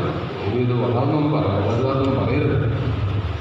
പറയാം, നമുക്ക് പൊതുവായിട്ടൊക്കെ പറയാൻ പറ്റും. ഈശോ നമ്മളെ എങ്ങനെ സ്പർശിച്ചു, നമ്മളെ എങ്ങനെ ഒരു സന്നിഗ്ധ ഘട്ടത്തിൽ വചനം നമ്മളെ എങ്ങനെ വഴി നടത്തി എന്നൊക്കെ നമുക്ക് പറഞ്ഞു കൊടുക്കാൻ പറ്റും കുഞ്ഞുങ്ങളോട്. അവരത് ഓർത്തിരിക്കും. അതുകൊണ്ട് ഇതൊരു ഷെയറിംഗ് ഓഫ് ലൈഫാണ്, ജീവിതത്തിൻ്റെ പങ്കുവയ്ക്കലാണ് വിശ്വാസ പരിശീലനം. നിങ്ങളുടെ ജീവിതത്തിൽ ഈശോ എങ്ങനെ സജീവനായി നിലനിൽക്കും. നമ്മൾ പഴയ നിയമം ഒക്കെ വായിക്കുമ്പോൾ നമ്മൾ മനസ്സിലാക്കുന്നത് എന്താണ്? ശരിക്കും അത് ഒരു ജനതയുടെ ചരിത്രമാണ്. ഒരു ജനതയുടെ ചരിത്രത്തിൽ ദൈവം എങ്ങനെയാണ് ഇടപെട്ടതെന്ന് എഴുതി വച്ചിരിക്കുകയാണ്. അല്ലാതെ ഖുറാനിലെ പോലെ അള്ളാഹ് പറഞ്ഞ വാക്കുകൾ അന്ന് നബി കേട്ട് പകർത്തി എഴുതിയൊന്നുമല്ല. ഒരു ജനതയുടെ ചരിത്രത്തിൽ എങ്ങനെയാണ് ദൈവം പ്രവർത്തിക്കുന്നതെന്ന് കൃത്യമായിട്ട് എഴുതി. എന്ന് പറഞ്ഞതുപോലെ നിങ്ങൾ ആഗ്രഹിക്കുന്നതെന്ന് നിങ്ങൾ ആ കുഞ്ഞുങ്ങൾക്ക് പറഞ്ഞു കൊടുത്താൽ അത് അവരുടെ മനസ്സിൽ തങ്ങി നിൽക്കും. അങ്ങനെ പറഞ്ഞു കൊടുക്കുമ്പോൾ ഇവരുടെ തലയിൽ കയറണമെങ്കിൽ അടിസ്ഥാനപരമായിട്ടൊരു കാര്യമാണ്, നിങ്ങളും അവരും തമ്മിലൊരു ബന്ധം വേണം, നല്ല ഒരു റിലേഷൻഷിപ്പ്. റിലേഷൻഷിപ്പ് എന്ന് പറയുമ്പോഴത്തേക്കും നമ്മൾ ഓർക്കണം, ബന്ധങ്ങളിൽ എപ്പോഴും രണ്ട് കാര്യങ്ങളുണ്ട്. ഒന്ന്, പരസ്പരമുള്ള ഒരു ആദരവുണ്ട്. പിന്നെ ആദരപൂർണമായ ഒരു അകൽച്ചയുണ്ട്, റെസ്പെക്റ്റബിൾ ഡിസ്റ്റൻസ് എന്ന് പറയുന്നത്. ചുമ്മാ പിള്ളേരുടെ കാര്യത്തിലല്ല നിന്ന് ഇടപെടുന്നതൊന്നുമല്ല ബന്ധം, അതിൻ്റെ ആവശ്യമില്ല. പക്ഷെ അവരുടെയൊക്കെ പേര് പഠിക്കുക, അവരുടെ കുടുംബങ്ങളെ അറിയുക, അവരുടെ കുടുംബ സാഹചര്യങ്ങൾ മനസ്സിലാക്കുക, എന്നിട്ട് ഇന്റർവെൽ ടൈമിലൊക്കെ അവരോടൊക്കെ ചില വർത്താനം പറയുക, അവർക്ക് സങ്കടങ്ങളൊക്കെ ഉണ്ടെങ്കിൽ അതൊക്കെ ഒന്ന് കേൾക്കുക. നിങ്ങളുടെ വേദപാഠ ക്ലാസ്സിലെ കുട്ടികൾ ആരെങ്കിലും നിങ്ങളോട് അവരുടെ സങ്കടങ്ങൾ വന്ന് ഷെയർ ചെയ്തിട്ടുള്ള അധ്യാപകരൊന്ന് കൈവയ്ക്കുക. ഇതിനകത്തൊരു 10% പേര് കഷ്ടിച്ച്. അതായത് വേദപാഠ ക്ലാസ്സിലെ കുട്ടികൾ അവരുടെ ജീവിതത്തിലെ സങ്കടങ്ങൾ നിങ്ങളോട് വന്ന് പങ്കുവച്ചിട്ടുണ്ടെങ്കിൽ അതിൻ്റെ അർത്ഥം നിങ്ങൾ അവർക്ക് ഒരു മാതൃത്വവും പിതൃത്വവും നൽകിയിട്ടുണ്ട്. അവർക്കൊരു അടുപ്പം നിങ്ങളോട് തോന്നി. എല്ലാവരോടും നമ്മൾ സങ്കടം പറയുമോ? ഇല്ല. അത് വളരെ പ്രധാനപ്പെട്ടതാണ്. അതുകൊണ്ട് കുഞ്ഞുങ്ങളുമായിട്ടൊരു നല്ല ബന്ധം നമ്മൾ സ്ഥാപിക്കും. നിങ്ങൾക്കറിയാം, എല്ലാ ബന്ധം നമ്മുടെ വളർച്ച എന്ന് പറഞ്ഞാൽ ബന്ധങ്ങളിലൂടെ. ഒരു പട്ടിക്കുഞ്ഞും ഒരു പൂച്ചക്കുഞ്ഞും ഒരു മനുഷ്യക്കുഞ്ഞും ജനിച്ചു, ഒരേ ദിവസമാണ് ജനിച്ചത്. ഇതിനെ മൂന്നിനെയും കൂടെ ഒരു മുറിയിൽ കിടത്തി ഇതുങ്ങൾക്ക് മൂന്നിനും നല്ല ഫ്രഷ് പാല് കിട്ടാനുള്ള സംവിധാനം ക്രമീകരിച്ചിട്ട് നിങ്ങൾ ഇതിനെ മൂന്നിനെയും കൂടെ ഒരു മുറിയിൽ അടച്ചിട്ട് പോയി ഒരാഴ്ച കഴിഞ്ഞ് വന്നാൽ കാണുന്ന കാഴ്ച എന്തായിരിക്കും? പട്ടിക്കുഞ്ഞും പൂച്ചക്കുഞ്ഞും പാലൊക്കെ കുടിച്ച് നല്ല തടിച്ചു കൊടുത്ത് മിടുക്കരായിട്ടിരിക്കും. മനുഷ്യക്കുഞ്ഞ് മരിച്ചു പോയിട്ടുണ്ടാകും. കാരണം മനുഷ്യക്കുഞ്ഞിന് പാല് മാത്രം പോരാ, ചേർത്ത് പിടിക്കാൻ അമ്മ വേണം.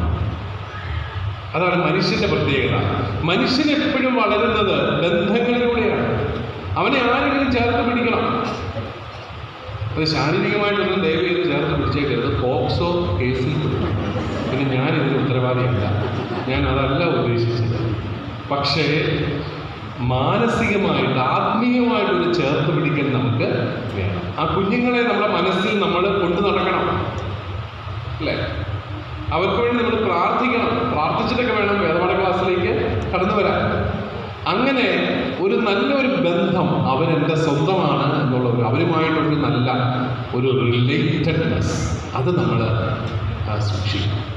അപ്പോൾ അതാണ് ഒരു നല്ല റിലേഷൻഷിപ്പ് അവരുമായിട്ടുണ്ടാക്കിയത്. അതുപോലെ ഈ മനുഷ്യക്കുഞ്ഞാണെങ്കിലും എപ്പോഴും വളരുന്നത് ബന്ധങ്ങളിലൂടെയാണ്. മനുഷ്യൻ ജനിച്ചു വീണാനുള്ള ഒരു പ്രത്യേകത, അവന് വളരെ പെട്ടെന്ന് തന്നെ അമ്മയെ മനസ്സിലാക്കും. മനുഷ്യക്കുഞ്ഞ് ജനിച്ചു വീണാൽ ഉടനെ അതിന് കാഴ്ച കിട്ടുമോ? നിങ്ങൾ എന്താ പറയുന്നത്? ഇല്ല. കണ്ണൊക്കെ തുറന്നു വന്ന് ആ ലെൻസും വെളിച്ചവും ഒക്കെ ആയിട്ടുള്ള അതിൻ്റെ ആ വേവ് ലെങ്തൊക്കെ ശരിയായി ഇച്ചിരി പതുക്കി അതിന് കാഴ്ച കിട്ടത്തുള്ളൂ. കാഴ്ച കിട്ടിയാൽ തന്നെ അമ്മയുടെ മുഖം തിരിച്ചറിയാൻ ആഴ്ചകളെടുക്കും എന്നാണ് പറയുന്നത്. കൊച്ചിങ്ങനെ നമ്മുടെ മുഖമൊക്കെ എക്സ്പ്ലോർ ചെയ്യുന്നൊരു സമയമൊക്കെ ഉണ്ട്, അല്ലേ? മുഖത്തൊക്കെ തൊട്ട് നോക്കും, കണ്ണൊക്കെ പിടിച്ചു വലിക്കും, മൂക്ക് ഇതെന്ന് വന്നിട്ട് നോക്കും. അവനങ്ങനെ എക്സ്പ്ലോർ ചെയ്യാണ്. ഫേസ് എക്സ്പ്ലോറേഷൻ ഒരു കാലമൊക്കെ ഉണ്ട്. 1-2 ആഴ്ചയെടുക്കും. അമ്മയുടെ മുഖം തിരിച്ചറിയാത്ത കാലത്തും കാഴ്ച നന്നായിട്ട് വരാത്ത സമയത്തും അമ്മയുടെ തോളത്തൊന്ന് മാറ്റി കിടത്തിയാൽ കൊച്ചു കരയും. അതെങ്ങനെ അമ്മയെ മനസ്സിലായത്? കൊച്ചിന് എങ്ങനെ മനസ്സിലായി? അതായത് മനുഷ്യൻ്റെ ഒരു പ്രത്യേകത, കുഞ്ഞിന് അമ്മയെ മണത്തറിയാൻ പറ്റും. മണത്തറിയാം, ഭയങ്കര സംഭവമാണ്. അപ്പന്മാരെ അറിയാൻ ഒരു മാർഗമില്ല കേട്ടോ.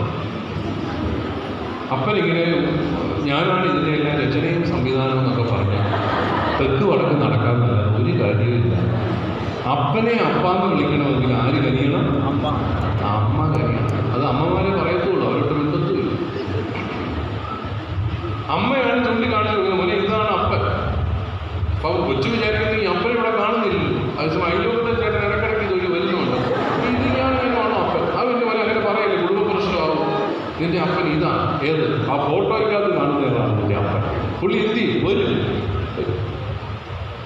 എന്ത് കഷ്ടപ്പെട്ടാണ് അപ്പനെ അപ്പാന്ന് വിളിക്കാൻ അമ്മമാർ പഠിപ്പിക്കുന്നു അല്ലേ?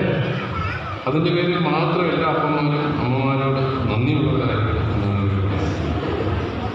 വേറെ പ്രത്യേകിച്ച് കാര്യമൊന്നും നന്ദി പറയാനില്ല. ഈ ഒരു കാര്യം ഒന്നുമില്ല, എൻ്റെ പിള്ളേർ എന്നെ തന്നെയാണല്ലോ അപ്പാന്ന് വിളിക്കുന്നത്. എന്നിട്ട് അപ്പനും അമ്മയും കൂടെ വല്യപ്പനെയും വല്യമ്മയും ചൂണ്ടിക്കാണിച്ചു കൊടുക്കും. വല്യപ്പനും വല്യമ്മയും എല്ലാവരും കൂടെ അയൽവക്കക്കാരെ ചൂണ്ടിക്കാണിച്ചു കൊടുക്കും. നമ്മൾ പറഞ്ഞു കൊടുക്കുന്നത് ആ വലതുവശത്ത് കാണുന്നവരെ അങ്ങോട്ട് നോക്കിയെങ്കിൽ അവൻ ശരിയല്ല. ഇപ്പുറത്തെ നല്ല മനുഷ്യരാ, ഒരു കുഴപ്പമില്ല. അപ്പുറത്തെ വേലി കണ്ട ചവിട്ടിയേക്കണം.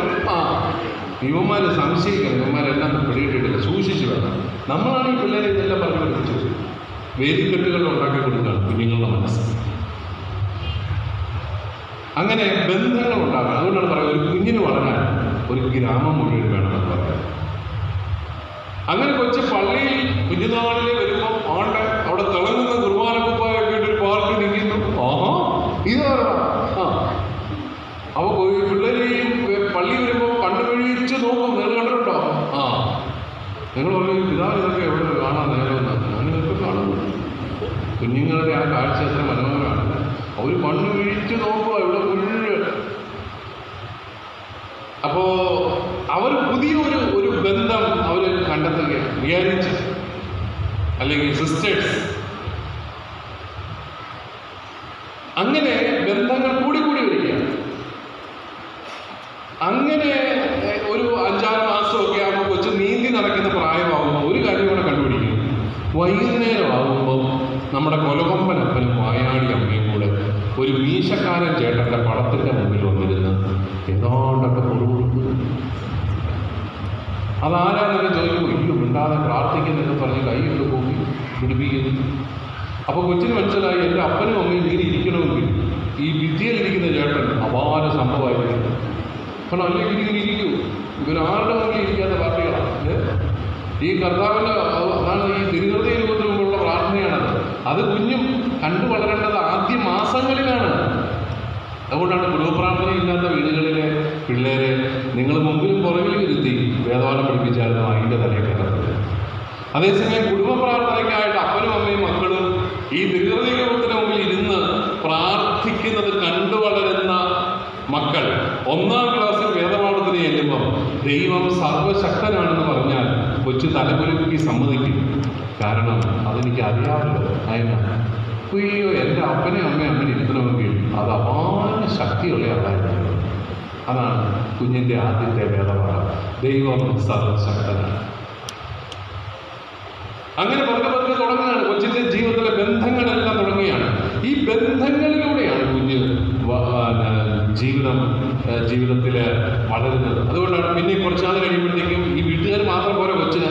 ഇപ്പോൾ സ്കൂളിൽ ചെല്ലുന്നു, ടീച്ചർമാർ, അത് 2ാമത്തെ വീടായിട്ട് മാറും. പള്ളിയൊക്കെ 3ാമത്തെ വീടാണ് കൊച്ചിന്. കാരണം എല്ലാം നമ്മുടെ സ്വന്തമാണ്. പള്ളി മൊത്തം നമ്മുടെ സ്വന്തമാണ്. അച്ഛനും നമ്മുടെ സ്വന്തമാണ്. ആരുടെയും സ്വന്തമല്ല, നമ്മുടെ എല്ലാവരുടെയും സ്വന്തമാണ്. സിസ്റ്റേഴ്സും എല്ലാവരുടെയും സ്വന്തമാണ്. അതൊരു വലിയ ഒരു പുതിയ ബന്ധങ്ങളുടെ ഒരു തലമാണ് കുഞ്ഞിന് കൊടുക്കുക. അങ്ങനെയാണ് കൊച്ചു പറയുന്നത്. അതുകൊണ്ടാണ് ഈ ബന്ധങ്ങൾ വളരെ പ്രധാനപ്പെട്ടത്. നിങ്ങൾ പറയുന്ന ഭാഷ നിങ്ങളുടെ പിള്ളേർക്ക് മനസ്സിലാക്കണമെങ്കിൽ നിങ്ങൾ ചുമ്മാ അവിടെ കിടന്ന് പഠിപ്പിച്ചാൽ പോരാ. വർത്തമാനം പറയുന്നതിനെല്ലാം വഴക്കം പറഞ്ഞു അവിടെ നിന്ന് പഠിപ്പിച്ചാൽ പോരാ. മറിച്ച് ഈ കുഞ്ഞുങ്ങളുമായിട്ടൊരു വ്യക്തിപരമായ ബന്ധം സ്ഥാപിക്കണം. അവരെ അറിയണം, അവരുടെ പേര് പഠിക്കണം, അവരുടെ വീട്ടിൽ പറ്റുമെങ്കിലൊക്കെ പോകണം, അവരുടെ സാഹചര്യങ്ങളൊക്കെ. ചിലരുടെ വീട്ടിൽ പോയി അവരുടെ സാഹചര്യങ്ങൾ മനസ്സിലാക്കി കഴിയുമ്പോൾ നമ്മൾ നമ്മുടെ പിള്ളേരെ കാണുമ്പോൾ എഴുന്നേറ്റ് നിൽക്കും. അതെന്താ? അയ്യോ നിന്നെ സമ്മതിച്ചിരിക്കും. ആ വീട്ടിൽ ജനിച്ച് വളർന്നിട്ടും നീ ഇങ്ങനെയെങ്കിലുമൊക്കെ വന്നിരിക്കുന്നുണ്ടല്ലോ എൻ്റെ മോനെ അല്ലേ? ചിലരുടെ കുഞ്ഞുങ്ങളുടെയൊക്കെ വീട്ടിലെ സാഹചര്യങ്ങളൊക്കെ മോശം. എന്നിട്ടും അവർ ഇങ്ങനെയെങ്കിലുമൊക്കെ വേറെ ക്ലാസ് വന്നിരിക്കുന്നുണ്ടല്ലോ. കൊള്ളാം. നമുക്ക് അവരോട് അപ്രീസിയേഷൻ തോന്നും, അവരോട് കരുണ തോന്നും. അപ്പം നമുക്ക് ഈ ബന്ധങ്ങളിലൂടെ വിശ്വാസം പങ്കുവച്ചു കൊടുക്കണം. അല്ലാതെ കാർക്കശ്യത്തിലൂടെ ഒന്നും പറ്റത്തില്ല. അതുകൊണ്ടാണ് നിങ്ങൾ വേദപാഠത്തിനൊക്കെ പിള്ളേരൊക്കെ പള്ളിയിലൊക്കെ വരുമ്പോൾ കണ്ടമാനം കാർക്കശ്യമൊന്നും അവിടെ ചിലതൊക്കെ കണ്ണടച്ചൊക്കെ പോട്ടെ. ഈ 1-ാം ക്ലാസ്സിലെയും 2-ാം ക്ലാസ്സിലെയും 3-ാം ക്ലാസ്സിലെയും പിള്ളേരൊക്കെ ഫ്രണ്ടിൽ കൊണ്ടുപോയി നിങ്ങൾ ലൈൻ നിർത്തത്തില്ല അല്ലേ? ഈ 2-ാം ക്ലാസ്സിലെ കൊച്ചിനൊക്കെ ഉണ്ടല്ലോ, 1-ാം ക്ലാസ്സിലെ ആൺപിള്ളേർക്കൊക്കെ പ്രത്യേകിച്ചും അവർക്കൊരു പ്രശ്നമുണ്ടാകും. ഈ കുർബാന പകുതി അവന്മാർക്ക് മുള്ളാൻ പറ്റും. അപ്പോൾ നമ്മളെന്നാണ് ടീച്ചറിനെ അത് ഇഷ്ടപ്പെടത്തില്ല, ഇങ്ങനെ എപ്പോഴും മുള്ളാൻ പോകും. അതുകൊണ്ട് ഈ ആഴ്ച തന്നെ വിടത്തില്ല, നിനക്കിനി അടുത്ത ആഴ്ച ചാൻസ്. ടീച്ചറിൻ്റെ വിചാരം ഇത് വെച്ചു ആൺകുട്ടികൾക്ക് 2 ആഴ്ചയിൽ ഒരിക്കലുണ്ടാകുന്ന ഉപവാസം വിടത്തില്ല. ഡിസിപ്ലിൻ ഇല്ല, അവൻ പോയി കഴിഞ്ഞാൽ പ്രശ്നം. അവൻ പിന്നെ അവിടെ എഴുതി പിരിക്കൊണ്ടൊരു നിൽപ്പാണ്, ഇതൊന്നും തീരണ്ടേ, കുർബാന ഒന്ന് തീരണ്ടേ, അത് ഉടനെ എങ്ങനെ തീരുമോ, അതുമില്ല. എല്ലാം കഴിയുമ്പോഴത്തേക്കും അവൻ ആശ്വാസത്തിൽ നിൽക്കുക. അച്ഛൻ പോയി കഴിഞ്ഞു, വർത്താനം പോയി കഴിഞ്ഞു, തീർന്നല്ലോ. ടീച്ചറിനോട് നോക്കുമ്പോൾ പൊക്കോട്ടെ, വേണ്ട വേണ്ട പോകാറായില്ല, നീ അവിടെ ഇരിക്കും, നിനക്ക് അഹങ്കാരിയാണ്, അവിടെ ഇരിക്കും. അതിനാണ് ഇപ്പം ഹെഡ് മാസ്റ്റർ പകുതി പൗരോഹിത്യം കിട്ടിയ സന്തോഷത്തിൽ ഓടി വന്നു മൈക്ക് കൈക്കലാക്കി പുള്ളി അനൗൺസ്മെൻറ്റ് തുടങ്ങി. അത് 10 കാര്യങ്ങളാണ് പുള്ളിക്ക് പറയാനുള്ളത്. പറഞ്ഞു കഴിയുമ്പോൾ 3 കാര്യങ്ങളും കൂടെ കിട്ടി. അങ്ങനെ 13 അത് അവസാനിപ്പിച്ചു. അത് കഴിഞ്ഞ് കൊച്ച് ടീച്ചറിനെ നോക്കി പൊക്കോട്ടെ, ഇല്ല അവിടെ അങ്ങനെ അച്ഛൻ വരും. കൊച്ച് നോക്കിയപ്പോൾ ആട്ടെ തിരുവസ്ത്രങ്ങളെല്ലാം ഇട്ട് ഇത്രയും നേരം പ്രസംഗിച്ച് കുർബാനയും ചൊല്ലി അച്ഛൻ അകത്ത് പോയി തിരുവസ്ത്രങ്ങൾ ഊരിയിട്ട് സോഡാ നാരങ്ങായും കുടിച്ച് വർദ്ധിത വീര്യത്തോടെ വീണ്ടും വന്നിരിക്കുന്നു. എന്തിനാ? പിന്നെ ഇൻസ്ട്രക്ഷനോട് ഇൻസ്ട്രക്ഷൻ. അത് കഴിഞ്ഞ് തീർന്നപ്പോഴത്തേക്കും കൊച്ച് വീണ്ടും ദയനീയമായ ടീച്ചറിനെ പൊക്കോട്ടെ, ഇല്ല നീ അവിടെ ഇരിക്കും. അപ്പോൾ എല്ലാവരും ഒരുമിച്ച് എത്തി ഒന്നും കൂടെ ഒരു പാട്ട് പഠിക്കും. എന്നെ കാര്യത്തിലാണ് പരിശുദ്ധാത്മാവ് നീ എഴുന്നള്ളി വരണം. പരിശുദ്ധാത്മാവ് ഒരു കൺഫ്യൂഷൻ, കാരണം കുർബാനയ്ക്ക് എഴുന്നള്ളി വന്നതാണ്. പിന്നെ ഇതിനെ ഇങ്ങനെ എപ്പോഴും പാടും.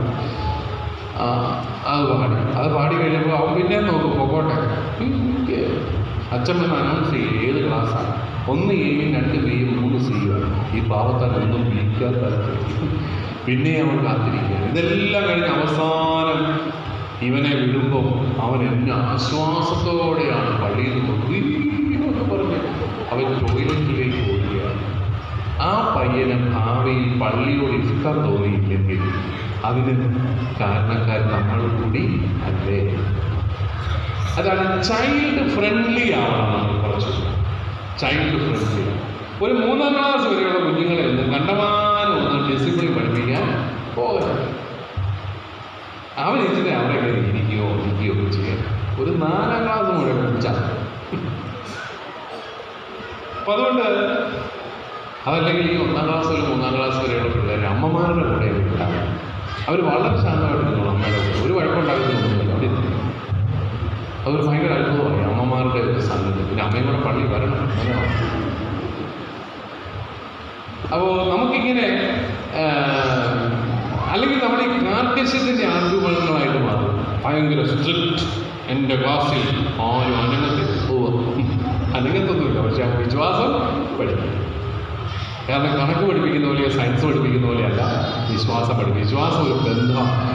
നിങ്ങൾക്കൊരു സ്നേഹബന്ധം ഉണ്ടെങ്കിൽ നിങ്ങളുടെ കുഞ്ഞുങ്ങൾ നിങ്ങളുടെ പിതാക്കന്മാരുടെ ദൈവത്തെ വിളിക്കും. അബ്രാഹത്തിൻ്റെ, ഇസഹാക്കിൻ്റെ, യാക്കോബിൻ്റെ ദൈവമെന്ന് വിളിക്കുന്നത് വെറുതെ അല്ല, പിതാക്കന്മാരുടെ ദൈവത്തെയാണ് നമ്മൾ വിളിക്കുന്നത്. അതുകൊണ്ട് ആ ഒരു കാഴ്ചപ്പാട് നമുക്കിപ്പോഴും വേണം. ഇനി കുട്ടികൾ എപ്പോഴും നമ്മളുടെ സാമീപ്യവും നമ്മളുടെ സാന്നിധ്യവും തേടും എന്നുള്ളത് നമുക്ക് തിരിച്ചറിയാം. കുഞ്ഞുങ്ങൾ എപ്പോഴും നമ്മുടെ ശ്രദ്ധ തേടും. ഒരു കൊച്ചു കുഞ്ഞ് അമ്മയുടെ ശ്രദ്ധ തേടുന്നത് എങ്ങനെയാണ്? പെട്ടെന്ന് പറഞ്ഞു കരയും. ലോകത്ത് എവിടെ ചെന്ന് ചോദിച്ചാലും എല്ലാവരും കരയുന്നു. കരച്ചിലൊരു നെഗറ്റീവ് കാര്യമാണോ പോസിറ്റീവ് കാര്യമാണോ? പോസിറ്റീവാണെന്ന് നിങ്ങൾ പറയും. എന്നാൽ കരഞ്ഞു പോസിറ്റീവായി. കരച്ചിൽ അതിൽ തന്നെ നെഗറ്റീവായിട്ടുള്ള ഒരു പ്രവർത്തിക്കുന്നു. കരയുന്ന ആർക്കെടുത്താണ് എല്ലാവരും ചിരിച്ചുകൊണ്ടിരിക്കുകയാണ് അല്ല, കരച്ചിൽ നെഗറ്റീവ്. അപ്പോൾ കൊച്ച് ആദ്യം കരയും. കരഞ്ഞിട്ട് അമ്മ മൈൻഡ് ചെയ്യുന്നില്ലെങ്കിൽ പിന്നെ അമ്മയെ പ്രലോഭിപ്പിക്കും. അമ്മയോട് കൊഞ്ചി വർത്താനമൊക്കെ പറയും. പിന്നെ അമ്മയെ വിളിക്കും. പിന്നെ നല്ല തേനൊലിപ്പിച്ച് ചിരിച്ച് കാണിക്കും. എന്നെ എടുത്തോണ്ട് പോകും. ഇതൊന്നും നടക്കുന്നില്ല. കൊച്ചെന്നാണെങ്കിലും അമ്മയുടെ പുറകെ നീന്തി വരും. അമ്മ മൈൻഡ് ചെയ്യുന്നില്ല. അമ്മ വലിയ കാര്യങ്ങളൊക്കെ ചെയ്തുകൊണ്ടിരിക്കുകയാണ്. ഇതൊന്നും നടക്കുന്നില്ലെങ്കിൽ അവൻ എത്തി വലിഞ്ഞ് അമ്മ മേടിച്ചുകൊണ്ട് വന്ന ഫ്ലവർ വാസ് തട്ടി മറിച്ച് താഴെയിട്ട് പൊട്ടിക്കും. ഉടനെ അമ്മ ഓടി വരും. കൊച്ചിനെ ആയിരുന്നു അല്ലേ, ഫ്ലവർ വാസ് എടുക്കാനല്ല. ആദ്യം അത് കൊച്ചിനെ എടുത്ത് മോനെ എൻ്റെ പണിയാണ് കാണിച്ചത് കുറച്ച് 2 കൊട്ടൊക്കെ കൊടുത്ത് അവന് ഹാപ്പിയായി. അവനെ ഇതാണ് കുട്ടികൾ നമ്മുടെ ശ്രദ്ധ തേടുന്ന ഒരു വഴി. ഇത് തന്നെ മുതിർന്നു കഴിയുമ്പോൾ പിള്ളേർ തേടും. നിങ്ങൾക്കറിയാം, ഈ ഒറ്റ ഒരുത്തം മതി ക്ലാസ്സിൽ, പ്രത്യേകിച്ച് മുതിർന്ന ക്ലാസ്സുകളിൽ നമ്മുടെ സർവ്വസമാധാനം പറയാം അല്ലേ? ഒറ്റ ഒരുത്തം മതി. അവനവിടെ നിന്ന് എന്തെങ്കിലും ഒക്കെ ഒപ്പിക്കും. പറഞ്ഞാൽ ആദ്യം ടീച്ചർ വേണ്ടെന്ന് വെച്ചു, പോട്ടെ. 10 മിനിറ്റ് കഴിയുമ്പോൾ അവൻ അടുത്ത പരിപാടി ഒപ്പിക്കും. അപ്പം ടീച്ചറിൻ്റെ ശ്രദ്ധ ഇച്ചിരി പോയി. ലാസ്റ്റ് വാണിംഗ് ആണ്, ഉണ്ടായിരുന്നു. ഒരു 5 മിനിറ്റ് കഴിഞ്ഞാൽ അവൻ അടുത്ത പരിപാടി. അപ്പം ടീച്ചറിൻ്റെ സർവ്വ കണ്ടോളം പോയി, എഴുതുന്നില്ല. പിന്നെ പറ്റുന്നതെല്ലാം പറഞ്ഞു അവിടെ എഴുന്നേറ്റ് നിന്നോ. കുറച്ചു നേരം കഴിയുമ്പോൾ എഴുന്നേറ്റ് നിന്നോണ്ട് അവൻ അടുത്ത പരിപാടി പോയി. അപ്പോൾ പിന്നെ ടീച്ചറിൻ്റെ സർവ്വ കണ്ടോട് പോയി. ടീച്ചർ പുസ്തകം മടങ്ങി വെച്ച്, എന്നാൽ നിന്നെ ഒന്നും മര്യാദ പഠിപ്പിച്ചിട്ട് കാര്യം. അവൻ വളരെ ഹാപ്പിയായി. കാരണം ടീച്ചറിൻ്റെ മുഴുവൻ ശ്രദ്ധയാണ് അവന് കിട്ടി. ഇതാണ് എല്ലാ ഉഴപ്പിൻ്റെ ഒരു മനഃശാസ്ത്രം. കുട്ടികൾ നമ്മുടെ ശ്രദ്ധ തെളിയുകയും. അപ്പോൾ ആ ശ്രദ്ധ കൊടുക്കാൻ നമുക്ക് സാധിക്കുന്ന എപ്പോഴാണ്? നമ്മൾ ഇന്റർവെൽ ടൈമിൽ ഇവനെ പിടിക്കും. നമ്മൾ വന്നാൽ എന്നാണ് അവനുമായിട്ട് കൂട്ടുകൂടിയാണ്. അപ്പോൾ വേറെ പ്രശ്നമാണ്. നിങ്ങളുടെ ഭാഷ അവന് മനസ്സിലാക്കി കഴിഞ്ഞാൽ വളരെ എളുപ്പമാണ്. അവൻ നിങ്ങളുമായിട്ട് സഹകരിച്ചു. ഇനി ചിലരുണ്ട് ഇതൊന്നും ഏൽക്കാത്തവരുണ്ട്. അവരോട് ചെറിയ കരുണ കാണിച്ചാൽ മതി. കാരണം സാധാരണ നല്ല കുടുംബങ്ങളിൽ വളർന്ന പിള്ളേരൊക്കെ ആണെങ്കിൽ നിങ്ങളെ ഒന്ന് ശ്രദ്ധിച്ചിരുന്നു. അതവന് പറ്റുന്നില്ല, അവൻ്റെ കുടുംബ സാഹചര്യങ്ങളാണ്. അതുകൊണ്ട് അവനെ വെറുതെ കുറ്റം പറയാതെ, അവൻ്റെ അപ്പൻ അങ്ങനെ, അവൻ്റെ അമ്മ ഇങ്ങനെയാണെന്ന് പറയാതെ അവനോട് കരുണ കാട്ടാൻ നമ്മൾ പഠിക്കുക. അപ്പം നമ്മുടെ ശ്രദ്ധ മനുഷ്യൻ തേടുന്നത് പോസിറ്റീവ് ബിഹേവിയറിലൂടെ മാത്രമല്ല, മറിച്ച് നെഗറ്റീവ് ബിഹേവിയറിലൂടെ കൂടി. അതായത് നിങ്ങൾ പറഞ്ഞാൽ കേൾക്കുന്നവർ മാത്രമല്ല നിങ്ങളുടെ ശ്രദ്ധ പിടിച്ചു പറ്റുന്നത്, നിങ്ങളോട് അനുസരണക്കേട് കാട്ടുന്നവർ നിങ്ങളുടെ ശ്രദ്ധ തേടുകയാണ്. നിങ്ങൾ ഭാര്യാഭർത്താക്കന്മാർ ഇവിടെ ഒത്തിരി പേരുണ്ടെന്ന് കല്യാണം കഴിച്ചത് ഈ വീട്ടിൽ കിടന്ന് വഴക്കൊടിക്കുന്നതിൻ്റെ പ്രധാനപ്പെട്ട സംഭവം, ഞാൻ പ്രതീക്ഷിക്കുന്ന അത്രയും ശ്രദ്ധ നിങ്ങൾ എനിക്ക് തരുന്നില്ല. ഇതാണ് ഭാര്യ. ഭർത്താക്കന്മാർ ഞാൻ ആഗ്രഹിക്കുന്നത് പോലെ നീ കാര്യങ്ങൾ ചെയ്യുന്നില്ല.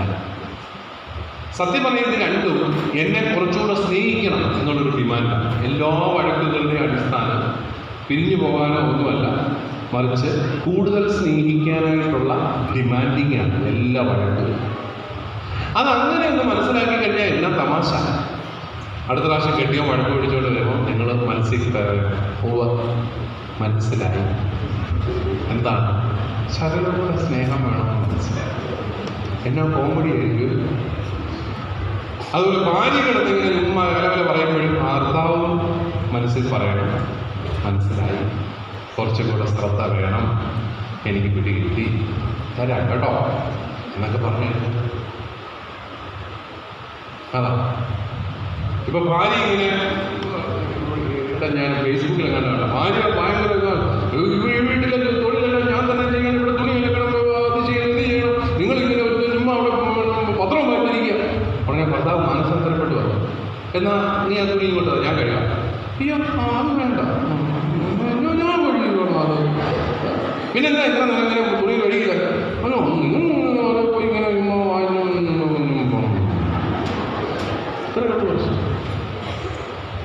ഞാൻ വിചാരിക്കുന്ന ശകലം ശ്രദ്ധ എനിക്ക് അത്രയും അത് കിട്ടിക്കഴിഞ്ഞാൽ ഈ നല്ല ബുദ്ധിമാന്മാർ കുടിയന്മാർ ചെയ്യുന്ന ഒരു പരിപാടിയുണ്ട്. കള്ളുപിടിക്കുകയൊക്കെ ചെയ്യും. പക്ഷേ ഇടയ്ക്കിടയ്ക്ക് ഭാര്യയ്ക്ക് ഒരു സാരിയൊക്കെ മേടിച്ചു കൊടുക്കും. അത് ഉടുത്ത് കഴിയുമ്പോൾ നിന്നെ കണ്ട് മഴവില്ല് പോയിരിക്കുന്നത് എന്നൊക്കെ പറയും. ഭയങ്കര നന്നാക്കാം. അങ്ങനെ ഒരു വീട്ടിൽ കഷ്ടകാലത്തിന് ഞാൻ പണ്ട് പോയി ഒച്ചനായിരുന്നപ്പോൾ പോയി ഇയാളെ ഉപദേശിക്കാൻ പോയി കള്ളുകൂടി നിർത്തുന്നത്. അപ്പം ഞാൻ കുറേ ഇങ്ങനെ പറഞ്ഞുകൊണ്ടിരിക്കുകയാണ്. വളരെ സൈ കെട്ടിട്ട് ഭാര്യയെ ഇറങ്ങുന്നത്, അച്ഛാ എന്നെ കെട്ടിയൊടിച്ചാൽ കുടിച്ചാൽ കുഴപ്പമൊന്നുമില്ല. ഞാനോർത്ത് ഇതെന്നാ സാധനം എന്നിട്ട് എന്നോട് പറയാം, അങ്ങനെ ഞങ്ങളുടെ കാര്യങ്ങളൊക്കെ നോക്കുന്നുണ്ട്. മതി. അതാണ് പ്രശ്നം. അതായത് ഈ സ്നേഹം കിട്ടുന്നില്ല എന്നുള്ളതാണ് നമ്മുടെ എല്ലാവരുടെയും കുടുംബങ്ങളിലെ പ്രശ്നം. അപ്പോൾ അതുകൊണ്ട് ഒരു സ്നേഹത്തിൻ്റെ അന്തരീക്ഷം കുട്ടികളോട് വേണം. അല്ലാതെ ഈ വെട്ടുപോത്തിൻ്റെ മോന്തയുമായിട്ട് ദൈവം സ്നേഹമോട് എന്നൊന്നും പറഞ്ഞു കഴിയുന്നു. അതുകൊണ്ട് ഞാൻ പ്രത്യേകം എൻ്റെ അച്ഛന്മാരോടൊക്കെ പറയുന്നത്, ദയവ് ചെയ്ത് 1-ാം ക്ലാസ്സിലും 2-ാം ക്ലാസ്സിലും 3-ാം ക്ലാസ്സിലും നല്ല അമ്മത്വം ഇല്ലാത്ത പാർട്ടികളെ വെക്കരുത്. ദയവ് ചെയ്ത് പുരുഷന്മാരെയൊന്നും വെക്കരുത്. ഒന്നാമത് ഞങ്ങൾക്ക് ചിരിക്കാൻ അറിയത്തില്ല. കാരണം 23 പേശികളാണ് കവർക്ക്, ഞങ്ങളുടേത് 22 തളർന്ന് കിടക്കുക. അതുകൊണ്ട് ദയവ് ചെയ്ത് ഈ ആണുങ്ങളെ ഒന്നും പിടിച്ച് 1-ാം ക്ലാസ്സിൽ വെക്കരുത്. പിന്നെ പെണ്ണുങ്ങളായെന്നും പറഞ്ഞുകൊണ്ട് അമ്മത്വമൊന്നുമില്ല. അയ്യോ, പുരുഷന്മാരെക്കാളും പുരുഷത്തോളം പാർട്ടികളുണ്ട്.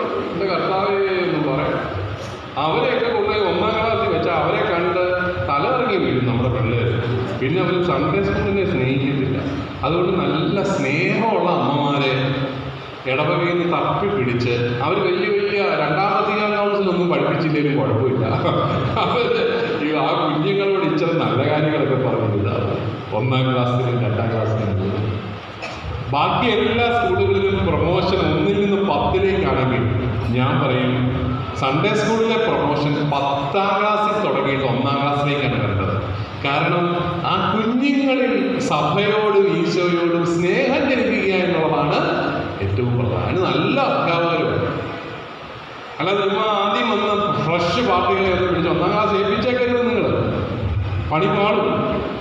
നല്ല നന്നായിട്ട് പഠിപ്പിക്കാനും കുഞ്ഞുങ്ങളെ കൈകാര്യം ചെയ്യാനും അറിയാവുന്ന നല്ല അമ്മത്വമുള്ള അമ്മമാരെ ഏൽപ്പിച്ചു കഴിഞ്ഞാൽ പിള്ളേർ പഠിച്ചോളും. കാരണം വിശ്വാസം കുഞ്ഞുങ്ങൾ പഠിക്കുന്നത് ഈ സ്നേഹത്തിൻ്റെ ഒരു അന്തരീക്ഷം. അതുപോലെ നമ്മളോടുള്ള ഒരു ബന്ധമാണ് നമ്മൾ പഠിപ്പിക്കുന്ന കാര്യങ്ങളോട് വരുന്നത്. ചെറിയൊരു ഉദാഹരണം പറഞ്ഞാൽ, കണക്ക് സാറിന് ഇഷ്ടമായതുകൊണ്ട് കണക്ക് പഠിച്ച പാർട്ടികൾ നമ്മുടെ കൂട്ടത്തിൽ കാണും. ഇംഗ്ലീഷ് സാറിന് ഇഷ്ടമില്ലാഞ്ഞതുകൊണ്ട് ഇംഗ്ലീഷിന് തോറ്റുപോയവരും ഈ കൂട്ടത്തിൽ കാണും. കണക്ക് സാറിനെ ഇഷ്ടമായ ഒരു പയ്യൻ, അവൻ കഷ്ടപ്പെട്ട് കണക്ക് പഠിച്ചു. സാറ് TTC-കാരനായിരുന്നു, പക്ഷെ അവൻ കണക്കിൽ PhD എടുത്തു. സാറിന് വലിയ സന്തോഷം. വ്യക്തികളോടുള്ള സ്നേഹം അവരുടെ മൂല്യങ്ങളോട്, അവർ പ്രതിനിധാനം ചെയ്യുന്ന കാര്യങ്ങളോട് വരും. അപ്പം നമ്മളോട് ഇഷ്ടമുണ്ടെങ്കിൽ നമ്മുടെ ദൈവമായ കർത്താവിനെയും അവർ സ്നേഹിക്കും. ഈശോ ഏകരക്ഷകനാണെന്ന് ഞാൻ പറഞ്ഞാൽ വളരെ പെട്ടെന്ന് കുഞ്ഞുങ്ങൾക്ക് അത് മനസ്സിലാവും, അവരത് സ്വീകരിക്കും.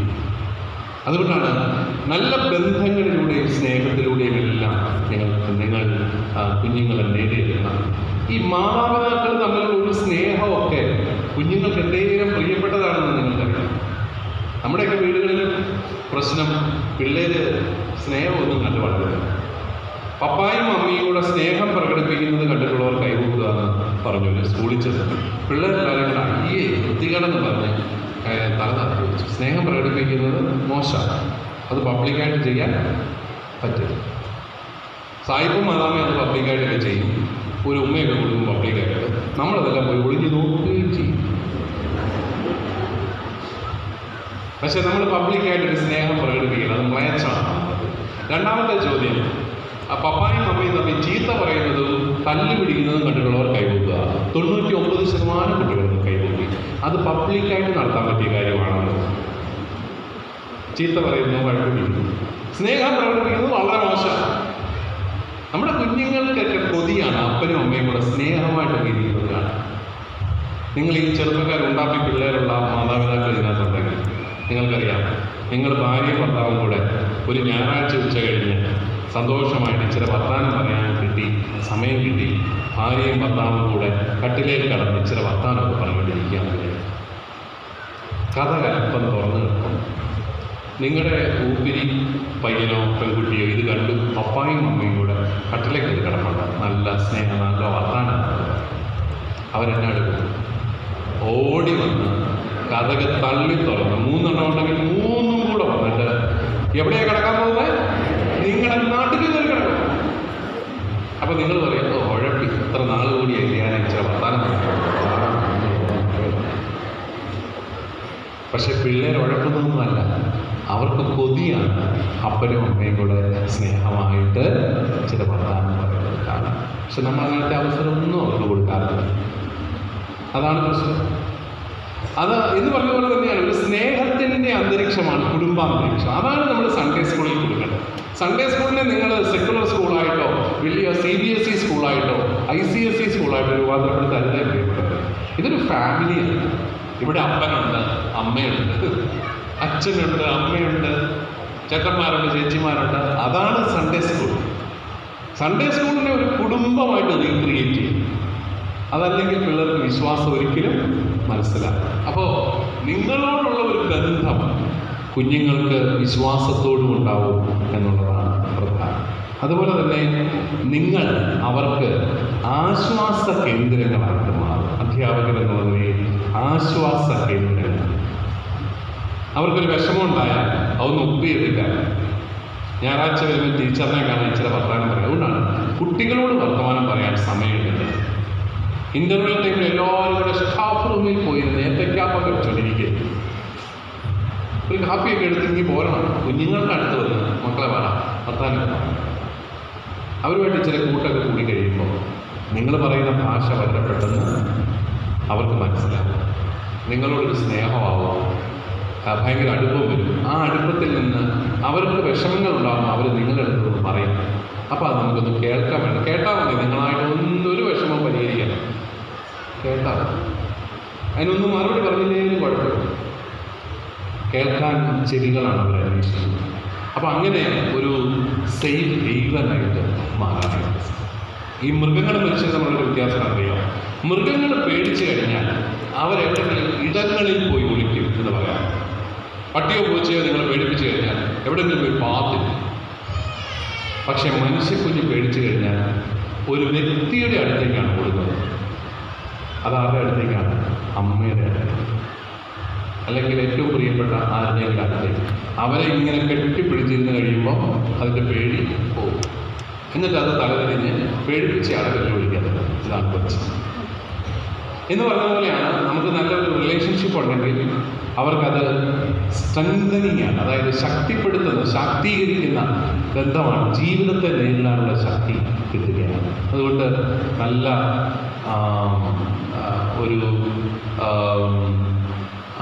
ഒരു കുടുംബാന്തരീക്ഷം നമ്മുടെയൊക്കെ സൺഡേ സ്കൂളുകളിൽ ഉണ്ടാക്കിയെടുക്കാനായിട്ട് നിങ്ങൾക്ക് എല്ലാവർക്കും സാധിക്കണം എന്നുള്ളതാണ് ഏറ്റവും പ്രധാനപ്പെട്ട ഒരു കാര്യം. ഞാൻ സമാപിക്കുകയാണ്. ഞാൻ പറഞ്ഞ സമയമായി 12:15 നിങ്ങൾക്ക് എന്തെങ്കിലും ചോദ്യങ്ങൾ ഉണ്ടെങ്കിൽ എഴുന്നേറ്റ് ചോദിക്കാം. അതല്ലെങ്കിൽ നമുക്കത് സമാപിക്കാം.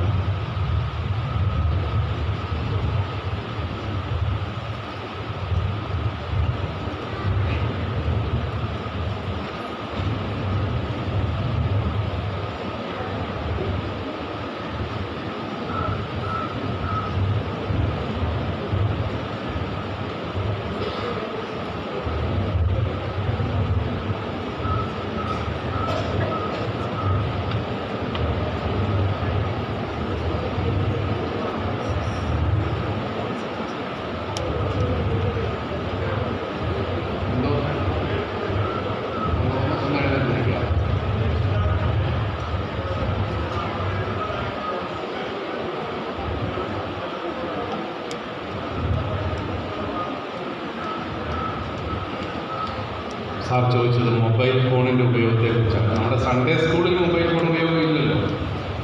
സൺഡേ സ്കൂളിൽ കൊണ്ടുവരുന്നില്ല. പൊതുവേ കുട്ടികൾ മൊബൈൽ ഫോൺ ഉപയോഗിക്കരുതെന്ന് പറയാനായിട്ട് ഇപ്പോൾ നമുക്ക് പറ്റത്തില്ല. കാരണം നമ്മുടെ പേരൻസ് എല്ലാം മൊബൈൽ ഫോൺ കൊടുത്താണ് പിള്ളേരെ വളർത്തുന്നത്. കാരണം അവർക്ക് എന്തെങ്കിലും ഒരു കാര്യം ചെയ്യണമെങ്കിൽ അവർ ആദ്യം ചെയ്യുന്നത് മൊബൈൽ ഫോൺ കൊച്ചു പിള്ളേരുടെ തന്നെ കൊടുത്തത്. അത് ഉപയോഗിക്കാൻ ഏറ്റവും നന്നായിട്ട് അറിയാവുന്നതും കുട്ടികൾക്ക് തന്നെയാണ്. നമുക്ക് നമ്മളെക്കാളും നന്നായിട്ട് കുട്ടികൾക്കാണ് മൊബൈൽ ഫോൺ ഉപയോഗിക്കാനായിട്ട് അറിയാം. അതിൻ്റെ ഒരു പ്രശ്നം, നമുക്ക് നമ്മുടെ കുട്ടികൾ ഈ സൈബർ അഡിക്ഷനിലേക്ക് പോകുന്നു എന്നുള്ളതാണ്. മദ്യപാനത്തോടുള്ള അഡിക്ഷൻ പോലെ തന്നെ ഒരുപക്ഷെ അതിനേക്കാളും രോഗാതുരമാണ് cyber addiction, mobile phone addiction. ഇങ്ങനെയുള്ള അഡിക്ഷൻസിലേക്ക് പോകുന്നതിനെ നമ്മൾ പേടിച്ചാൽ അഡിക്ഷൻസിലേക്ക് പോകുന്ന കുട്ടികൾ എങ്ങനത്തെ കുട്ടികളാണ്? ഒത്തിരി ഏകാന്തതയുള്ള കുട്ടികളാണ്, ഒറ്റപ്പെട്ട് ജീവിക്കുന്ന കുട്ടികളാണ്. ഈ മൊബൈൽ ഫോണുമായിട്ട് മുറിയിലേക്ക് കയറുകയാണ്. ഇപ്പം പിള്ളേർക്ക് ബന്ധങ്ങളില്ലല്ലോ, കൂട്ടുകാരില്ല, കളിക്കണ്ട, ഒന്നും വേണ്ട. ഈ ഒരു സാധനം കൊടുത്തു കഴിഞ്ഞാൽ അവൻ അതുമായിട്ട് ഏതെങ്കിലും മൂലയ്ക്ക് പോയി മിണ്ടാതെ ഇരിക്കുക, ശ്മശാന മുഖതയാണ്. അതുകൊണ്ട് നമുക്ക് ചെയ്യാനുള്ള ഒന്നാമത്തെ കാര്യം ഇവരെ നല്ല ബന്ധങ്ങൾ ശീലിപ്പിക്കുക, കളിക്കാനുള്ള കൂട്ടുകാരെയൊക്കെ കണ്ടെത്തിക്കുന്നു. നെയ്ബർഹുഡ് ഫ്രണ്ട്ഷിപ്പ്, പ്രത്യേകിച്ച് തൊട്ട അയൽപക്കത്തെ കുട്ടികൾ അവരുമായിട്ടൊക്കെയുള്ള നല്ലൊരു സൗഹൃദം പ്രോത്സാഹിപ്പിച്ച് അവരെ കളിക്കാനൊക്കെ വിടുക. പണ്ടുണ്ടല്ലോ ഞങ്ങളൊക്കെ കളിക്കാൻ, ഞാനൊക്കെ 7 മക്കളിൽ അവസാനത്താണ്. ഞങ്ങളൊക്കെ കളിക്കാൻ പുറത്തിറങ്ങുമ്പോൾ അമ്മ ഇങ്ങനെ ഞങ്ങളുടെ പുറകെ വരും, നിനക്കൊക്കെ എപ്പോഴും കളിക്കുകയാണെങ്കിൽ നേരെ ഉള്ളൂ, ഒന്നുമല്ലോ പഠിക്കണോ എന്നൊക്കെ പറഞ്ഞുകൊണ്ട് വരുവാണ്. പക്ഷേ ഇപ്പം അമ്മമാരും മക്കളെ പറയാനുള്ള മോനെ നീ ഒന്ന് പുറത്തോട്ട് ഇറങ്ങണ, ഒന്ന് കളിക്കടാ, എടാ അതിനൊക്കെ വീട്ടിലൊന്നും പോടാ, അവനെങ്ങും പോകണ്ട, അവന് മനുഷ്യരോട് ഇടപെടാനും അറിയത്തില്ല. അതാണ് ഏറ്റവും വലിയ പ്രശ്നം. അതുകൊണ്ട് സൗഹൃദങ്ങളും കളികളും ഒക്കെ പ്രോത്സാഹിപ്പിക്കുക എന്നുള്ളത് നല്ലതാണ്. നമ്മുടെ പള്ളികളോടനുബന്ധിച്ചും അതിനുള്ള സംവിധാനങ്ങൾ ഒരുക്കി കൊടുക്കുകയാണെങ്കിൽ നല്ലതാണ്. അത്രയെങ്കിലും സമയം അവൻ ഒരുമിച്ച് ഈ കളിക്കുക എന്ന് പറയുന്നത് തന്നെ പീപ്പിൾ മാനേജ്മെൻറ്റാണ് അല്ലേ. ഒരു പന്ത് 10 പേര് തട്ടുകയാണെങ്കിൽ അതിനെ ഗോൾ പോസ്റ്റിൽ എത്തിക്കണമെങ്കിൽ ഇവർ തമ്മിലൊരു കമ്മ്യൂണിക്കേഷൻ വേണം, ശരിയല്ലേ? അല്ലെങ്കിൽ ഒരുത്തർ അങ്ങോട്ട് അടിക്കും, മറ്റവർ ഇപ്പുറത്തോട്ട് അടിക്കും, ഇതൊന്നും എത്തത്തില്ല. അപ്പോൾ അങ്ങനെ കളികളെല്ലാം നല്ലതാണ്. ആ രീതിയിൽ കമ്മ്യൂണിക്കേറ്റ് ചെയ്യാൻ, മാനേജ്മെൻറ്റ്, ഇതിനെല്ലാം നമ്മളെ സഹായിക്കുന്നതാണ് കളികൾ.